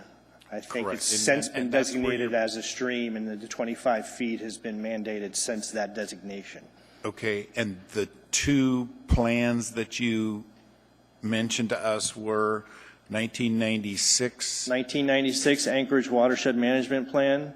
Okay. And the 2007 Little Campbell Creek Watershed Management Plan. And Little Campbell Creek is the larger creek that runs through the property that we signed off on our as-built when we purchased the property. Okay, and both of those documents were in the hands, I mean, you got those from the municipality? I got them or- from the Muni website, planning, No and problem. I have Just- copies if you would like to see those. I trust that you have, that what they say is what you say, and I'm not going to need to see those. I mostly, if we get to some point of a motion here, we may need to state those sorts of things in order to, for findings of fact, so thank you. That's all, thank you. Thank you, Mr. Winchester. Mr. Green, is this your only copy of the plat that shows the 11 by 17? Yes. Okay, do you want it back then? Would that be? I have another. If you would like to keep it for records, that'd be fine. Yeah, that'd be good. Great, thanks. Mr. Miller. Thank you, Mr. Chair. I have two questions, one for the petitioner and one for staff. We'll go with the petitioner first. Regarding condition number 3, remove the framing details for the overhead door, and I see Watershed Management Services comment that says remove the framing details from the overhead door, and but I don't see exactly why, except that it might encroach farther. Did they explain that to you? That was their rationale, was that they wanted to avoid any more encroachment into that 50-foot setback, and they felt there was no way for me to enter the garage since that door would be right at that 50-foot edge. I would need to make my driveway parking lot larger in order to swing into the garage, so that was their explanation for why they requested that. I see. Okay, so the driveway and all that would be an encroachment as well, and he's not asking for that right now. right. So what's your alternative? I'll just eliminate that door. Is it for a shop or for parking a car? It's going to be for crafts, ping pong, vehicles. I'm going to make a door. I'm a carpenter, so I'm going to make a door from the existing garage through the back of the current wall into that area. It's going to be 10 feet wide, so if I need to work on a snow machine or do a project, I will have access to that. That was just going to be a future option for a selling point, because it's hard to list a house with a 4-car garage when you have wide garage, funnel, and then wider garage in the back. So it was more for resale and for future involvement than current use. So does that 12-foot encroachment include that area? When you say that area, The access that you would have to go no. around? 12-foot encroachment only includes the footprint of the structure itself. Okay. Thanks. And then a question for staff. I'm just kind of curious, we have a couple of different plans that apply here, the Anchorage 2020 plan and the Hillside District plan. And does one of those plans take precedent over the other? Through the chair, Mr. Miller, I would say that the plan that is relevant to this commission is the Hillside District Plan and Title 21. I haven't had a chance to look through those plans to determine what point the petitioner is making, but I think what is relevant to this commission is the Hillside District Plan and Title 21. One of the arguments that the petitioner is making with regard to the 25-foot setback and the parking area that is within that 25 setback, it's a good point. However, we don't know when that stream, decided to run its course through the property, and what the relationship of that timing is to the establishment of the 25-foot setback by the municipality of Anchorage. So I understand exactly where he's coming from. However, I don't know that I could, as a municipal employee, support removing that condition, knowing that there's an encroachment there and not knowing the time that the stream was established in comparison to the time that the 25-foot stream protection setback was established in code. I'm thinking more of just the variance in general, because I can see conflicting goals between the Hillside District Plan and the Anchorage 2020, and don't know if they wash each other out. Through the chair, Mr. Miller, theoretically, all of our plans should coincide and work with each other, but of course that's not the case. I would say that the Hillside District Plan and Title 21 do coincide. In fact, Title 21 implements the goals and policies of the Hillside District Plan with regard to stream setbacks. Okay, thank you. Great, thank you. And I will add one thing, one comment here on page 3, not to belabor this 50-foot dimension, but page 3, watershed management has recommendations, and it's probably line 3-6. A stream of this size and type does not normally require a 50-foot setback to maintain water quality and riparian habitat. WMS is currently writing a proposed stream setback ordinance that would reduce this stream setback to 25 feet. So the stream that was put onto this parcel as a 50-foot stream setback, has on it right now, is currently going through the review process through watershed management to reduce that setback to 25 feet. So just so people understand that. That's all I have. Anybody else? Mr. Condon. Thank you, Mr. Chair. I feel like our hands are kind of tied, and I think you understand how they're tied by the 50-foot by 50 feet. 50 feet is 50 feet. It's codified. It's the rules that we play by. You're a carpenter. You understand that you got to build by certain rules and, building codes. Well, this is, the Anchorage code that says you got to stay 50 feet away from the stream. Okay, I realize there are nuances, but that's the rules, and we have to play by them. Okay, so as Commissioner Sullivan pointed out, there is room to grow in a different direction.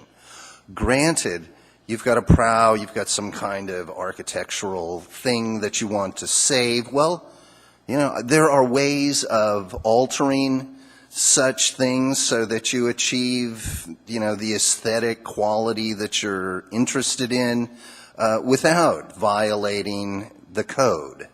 So, that being said,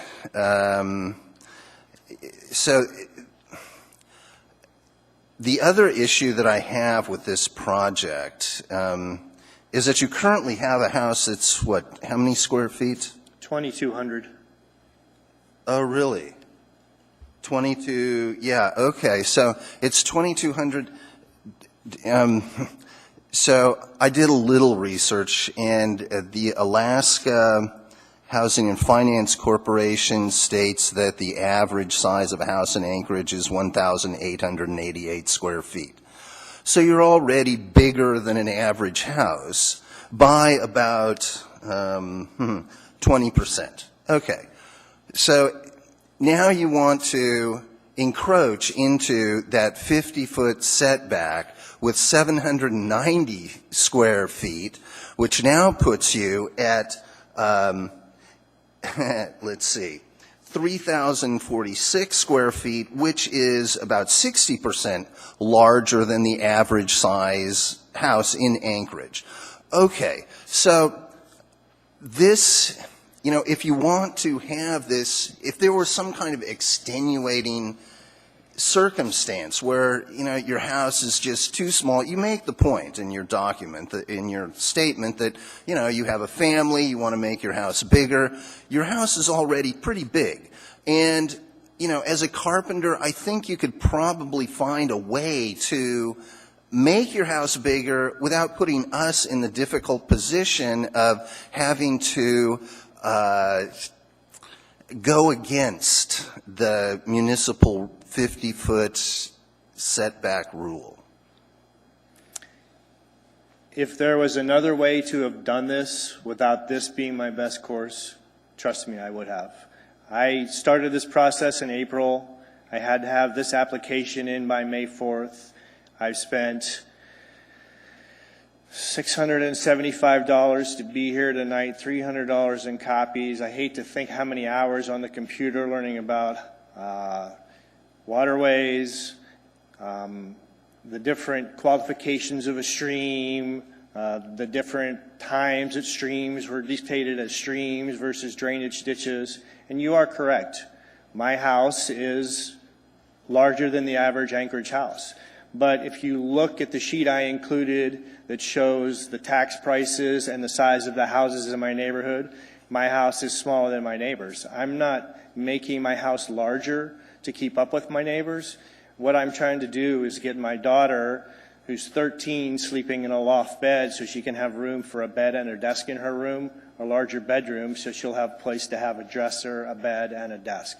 Are we underprivileged or in a hardship situation? No, we are not. But after 30 years of being a carpenter, I have the wherewithal to be able to try and do better for them, which is kind of the goal of this whole thing.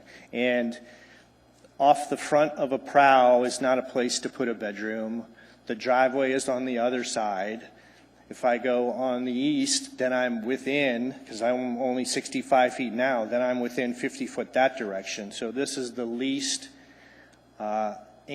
consequential way for me to grow the direction we had hoped to grow, or the size we had hoped to grow. Okay, thank you. Great, thank you. That's good dialogue. No other questions from the commission, so Mr. Green. What? Sorry. I have a corrected. Here we go. Ms. Sullivan, go ahead. Okay, one thing are the codes, but what it could affect if he builds, I mean, there's anything wrong that could happen? I think that a good point to make is that watershed management is going in the direction of reducing the 50-foot setback. So when that happens, he is in compliance.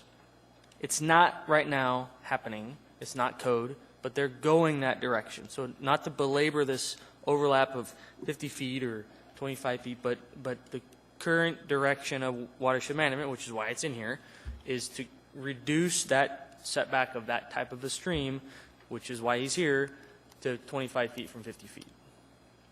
So it goes in the direction of what he would be benefited from, but it's not code right now. Does that answer your question? Ms. Sullivan? Okay. Oh, Ms. Ream. Oh, Yeah. Ms. Ream. Hold on, Mr. Sorry. Khanna. Ms. Ream, go ahead. Had my back to my screen, and I didn't see all these questions here. Thank you, Mr. Chair. So I just have a question about the only thing, I don't have an issue with 12 feet into that 50-foot setback because of the fact that even watershed management is attempting to reduce that setback to 25 feet. So that to me is not the issue. The issue I do or may have is that the existing parking pad, and I'm wanting to make sure I understand it, is the parking pad that heads off to the east into the drainage easement? Okay. Yes. So is that a parking pad for, say, like a boat, or is that just storage? I have a enclosed trailer. I have a two-place snow machine trailer. My wife works for the Muni, so we have a Muni car. So her personal car, one or the other's in the garage and the other's parked in that direction. Okay. There's no rusting vehicles. It's not a junkyard. It is a temporary parking area. Okay. And I guess where I was going with that is if the 50-foot setback is reduced to 25 feet, there may be opportunity to move that pad to the east side of the home, which would bring it out of the setback. Do you know what I mean? Rotate it so that it would align with the side of the existing footprint of your home, so that you would park basically where you were going to put a driveway to the new addition. You could put your parking pad, and I think it would remain within that. Obviously, you can't do it right now. But if that 25-foot setback. So that was just something that I thought maybe would be a good consideration, because I don't know what to do about this particular 25-foot setback code that we're trying to remove. You said it was there when you first moved in, right? Yes, and actually, I located the listing for the house when we purchased the house in 2004, and one of the features it had on there is RV parking. Okay. Which was something that appealed to us because we knew we had a couple toys and we wanted to be able to have a place to put them. Okay. Do you have a garage on the house right now? Yes, I do. Which side is that on? This is the south side? It's, yes, on the southeast corner. Okay. So you have a little parking pad also off to the west? I have in front of on the south side of the house, I have one space there. Okay. All right. I'm just wanting to make a point. I think there might be room in the future for that pad, and I'm not sure that the pad should be where it's at right now, at least per the setback. Great. Thank you, Mr. Green. Mr. Whitfield. Thank you, Mr. Chair. To the Commission, I think it's important when considering condition number 4. I know there's been a lot of talk about removing the pad itself, but if I may just cite the condition, it says resolve with watershed management possible illegal encroachments into the original 25-foot stream protection setback. This is a resolve comment. It's not a directive to remove the parking pad. It is a condition required for the petitioner to resolve with watershed management a feasible solution here. So the Commission is not being asked to require the petitioner to remove the pad, simply resolve it with watershed management. Very good. Thank you for that clarification. If I could speak to that. Yep, go ahead. In my conversation with the gentleman from Watershed Management, the only thing he's going to accept is me removing that to that 25-foot distance. Through the Chair, to the Commission and the petitioner, if I can speak to that, there are some solutions out there that perhaps Mr. Ellis did not make possible for you. There is the possibility of establishing grandfather rights for the parking pad. And I haven't done all the research behind when the parking pad was established versus when the stream protection setback section of code came in. There's a lot of research that would have to be done, but there is the possibility that you could establish grandfather rights. There is the possibility that the stream protection setback is reduced to 25 feet and you somehow reconstruct or remove a portion of your parking pad out of the 25-foot setback and into, let's say, the outer, what exists now, the outer 25 feet. There's some solutions there that I don't think we've really entertained or vetted. I think that Steve Ellis, in an effort to support your variance, but also at the same time recognize that there are issues, made it a resolve comment so that we can figure out a reasonable solution after this hearing tonight. Does that clarify that for you, Mr. Green? Yes. I spoke to Steve yesterday, and I kind of know where he was heading, and he didn't seem to have much flexibility other than get it 25 feet away from the creek. Through the Chair, to Mr. Green, I will help you that. I would appreciate that. That would be fantastic. I mean, Great, thank you. Okay, Mr. Condon. Yes, thank you, Mr. Chair. I have a question for staff. Is there any idea as to when watershed management will change the designated setback from 50 feet to 25 feet? Through the chair, Mr. Condon, it is being written right now. Now there is a public process that has to be done prior to adoption of that ordinance. It has to go through the Planning and Zoning Commission and ultimately to the Assembly. So it has not been introduced at the Planning and Zoning Commission, nor has it been introduced to the Assembly. An application has not come in. So to say when exactly that might be done, I'm unsure. I would suspect that it would be done in the next 6 to 12 months. So with a little patience, the petitioner could essentially not put us in the difficult position of voting against reinforcement of code? Through the chair, Mr. Condon, that is correct, and I'm sure the commission picked up where I was going before. I think that with a little bit of time, working on rewriting the code, we can come to a reasonable solution here. Absolutely. Thank you. Great, thank you, Mr. Condon. Mr. Winchester. So I'm just trying to get clear on number 4. Mr. Green, you're basically still requesting that we delete number 4, and we're hearing that there's some method of allowing this encroachment from staff, but it hasn't really been defined. And so I'm asking you, are you willing to accept number 4 with this resolve or not? And I'm only asking that to say we're going to need to deal with that. If you're not really willing to live with number 4, how do we address that in the way that we put forward a motion? I'm going to ask to have number 4 removed, and the reason I'm doing that is, per my conversation with Mr. Ellis, he made it clear to me that he did not feel that I was grandfathered. He did not feel that it made a difference that the previous owner had put the pad in. He just wanted to make sure that that 25 feet buffer from the new stream was established and that was returned to natural vegetation. Okay, understood. So I got that. So let me ask number 2, that's the second part of the question. In the 1996 water management plan and the 2007 plan, was that, do you have any knowledge that that driveway was established before any of those were put in place? In his comments, excuse me, he says that, I'll have to look and see, it shows aerial photography from 2001. I believe he says he does not see the pad. Okay. Well, I think to move this along a little bit, the stream was classified in like the last 2 years, right, Mr. Whitfield?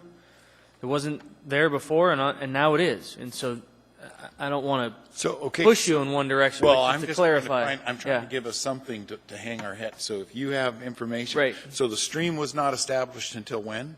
Last year. Last year. 2015. Okay. And Mr. Ellis indicates 1990 aerial image does not show any parking encroachments. 2001 image does, and 2009 does. However, the stream itself was not established until 2000.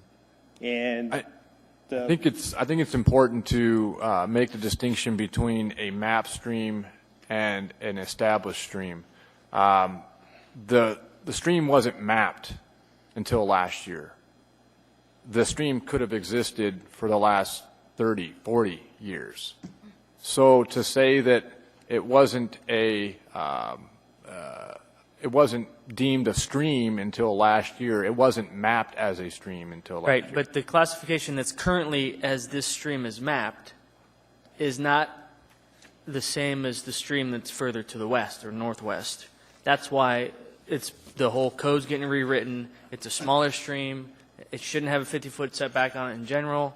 So, I mean, But I think the distinction is very important when considering the variance request, because the stream could have been there. I mean, there's hundreds, if not thousands, of unmapped streams on the hillside that are subject to the 25 and 50-foot setbacks. Right. There's hundreds. Watershed management couldn't possibly go out and map every one of those and make them all streams. So this one just happened to come up within the last year as a part of Mr. Green's permit application. So I think it's important to make that distinction between what's a map stream and a classified stream. So I think the fact that it was a stream could have been there for many years. And the fact that it hasn't been in a creek easement or any sort of setback has just come up in the last couple of years when the code has changed. Through the chair to the commission, what a surveyor puts on an as-built, whether it's, I've seen hundreds of different things placed on as-builts.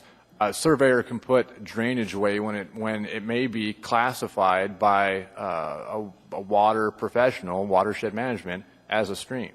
So I don't know that you could say that it wasn't deemed a stream or classified a stream until last year. I mean, No, I agree with that. Okay. The underlying fact and finding here is that the current code is going a different direction than 50 feet.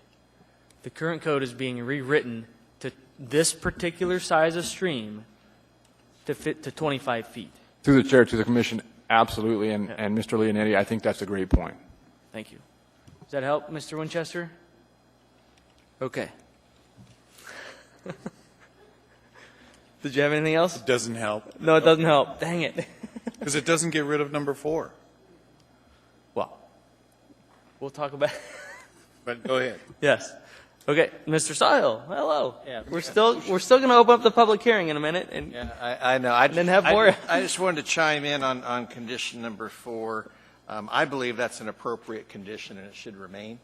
I think he doesn't preclude him from establishing nonconforming rights. He's coming in and asking for a waiver from a standard, and he's asking for an entitlement. And as a condition of that entitlement, I don't think it's unreasonable to request an encroachment that does affect water quality to be repaired. So I think that's a reasonable thing. And I think watershed management can be reasonable, especially with Mr. Whitfield's assistance. But I think it is possible to get a reasonable resolution to this, and I think the situation should be improved. So that's my 2 cents. Great. On item number 4. And then now I think maybe we can open the public Yes, hearing. thank you for your 2 cents. And with that, Mr. Green will open the public hearing. And by just saying I open the public hearing, it's opened. Is there anybody here? There is nobody here to speak in the public hearing, so therefore I will close the public hearing. And now, Mr. Green, you have 2 minutes and 47 seconds for rebuttal. So if you want to chime in and all of this dialogue, if you want to say anything else. My wife and I met kayaking. We were whitewater kayakers. So we were excited to find a piece of property that had Little Campbell Creek on it. We could hear the water in the summer when the windows are open, when it's hot as blazes like it is right now. The creek in question is small. It's unnamed. It doesn't mean we intend to do harm. We intend to keep vegetation in place to keep the creek healthy, keep things in good condition. We're not adding on for commercial commercial advantage. We're not going to run a business out of there. We're not going to do anything but try and make the house a little more user-friendly for ourselves now that our children are getting older. We're not making a mother-in-law suite or anything like that. Our goal was to help improve the neighborhood, improve our house a little bit so that it serviced us more. There was also a concern with a wetlands variance. Deed Tobish has come up, and he's looked at the area, and he's determined that that is not a wetlands area. So he has given us the blessing, and he's sent an email, which I have, to planning and let them know that that is not a wetlands area where we are intending to build. And let me just go ahead and take 4. Let me release 4 so that we can include 4. I will turn myself over to Mr. Whitfield's assistance, and we'll go ahead and put that back in to speed this up, hopefully make it a little bit simpler. And thank you guys for your time this evening. My wife apologizes for her absence. There's 4 soccer games and 2 nights, and she's shuffling kids, or otherwise she would be here. And just one thing I want to close with is Mr. Winchester made a comment last month at a case similar to this, and he talked about confiscation of our rights. And I just kind of comes back that I feel this wasn't something that we agreed to when we purchased the property, and I would just like to be able to get this zoning exemption to use the property in the way that I had hoped it would work. Thank you. Great, thank you. Does anybody have any other questions? Everyone's shaking their head no. I will mention that there was 3 comments laid on the table, public comments that were all in favor of this case. So now the case rests with the commission. Would somebody like to make a motion for approval? For case number, thank you, Mr. Miller. Waiting for a second. Ms. Ream, thank you. Mr. Miller, would you like to state your motion? Yes, thank you, Mr. Chair. I move to approve case number 2016-0062, variance from AMC 21.07.020B4AI, subject to staff conditions 1 through 5. Thank you, Mr. Miller. So we have a motion for approval for case 2016-0062 with conditions 1 through 5. Mr. Miller, would you like to speak to your motion? Second by Ms. Ream. Yes, thank you. I plan to support the motion to approve. I think that this is a classic hillside problem with streams kind of popping up as development occurs uphill. And I don't know what the condition of the stream would be before then, but it's clear that this stream is a stream because it takes runoff from the road and runoff from the properties upstream of it. And I don't think what the applicant is asking for will have drastic effects on the quality or hydrology of the stream. I'd like to state some findings as well. Yep, go ahead. I find that the application is in conformance with Title 21.03.240G. Approval criteria, I'll go through each one by one. Approval criteria 1, the proposed alternative achieves the intent of the subject design standard to the same or better degree than the subject standard. I find that this is not applicable.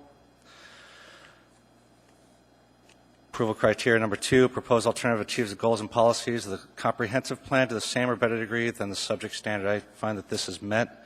I have looked at the comprehensive plan, and there are goals in there that this conforms with. For approval criteria number 3, proposed alternative results in benefits to the community that are equivalent to or better than compliance with the subject standard. I find that this one is met, especially considering the comments that we have received by the applicant's neighbors. And then approval criteria 4 through 8, I find are met. I'm sorry, 4 through 7 are met. Approval criteria 8 is not applicable. Great. Thank you, Mr. Miller. Ms. Ream, would you like to speak to your second? Yes, Mr. Chair, thank you. I apologize if you stated this in your findings, but I just wanted to add one more finding, and that is that the watershed management, the municipal watershed management planner, or I'm not sure what his title is, has stated that a stream of this size and type does not normally require a 50-foot setback to maintain water quality and riparian habitat, and WMS is currently writing a proposed stream setback ordinance that would reduce this stream setback to 25 feet, and therefore the building addition would be outside of that new ordained setback. Great, thank you. Anybody have any comments or discussion? Hearing and seeing none, everybody can please vote. Oh wait, I need to restate the motion. So we are voting on a motion to approve case 2016-0062, design variance from AMC 21070204B to allow a proposed addition to an existing single-family dwelling to encroach into the stream setback with conditions 1 through 5 as stated in the staff packet. Everyone can vote.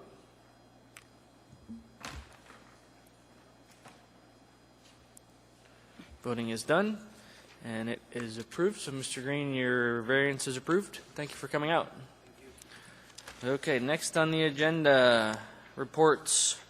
Chair, I just had two things. One was the design workshop that's the end of July. If anybody's interested, please respond to Mr. Hart. Hal Hart sent out an email about that.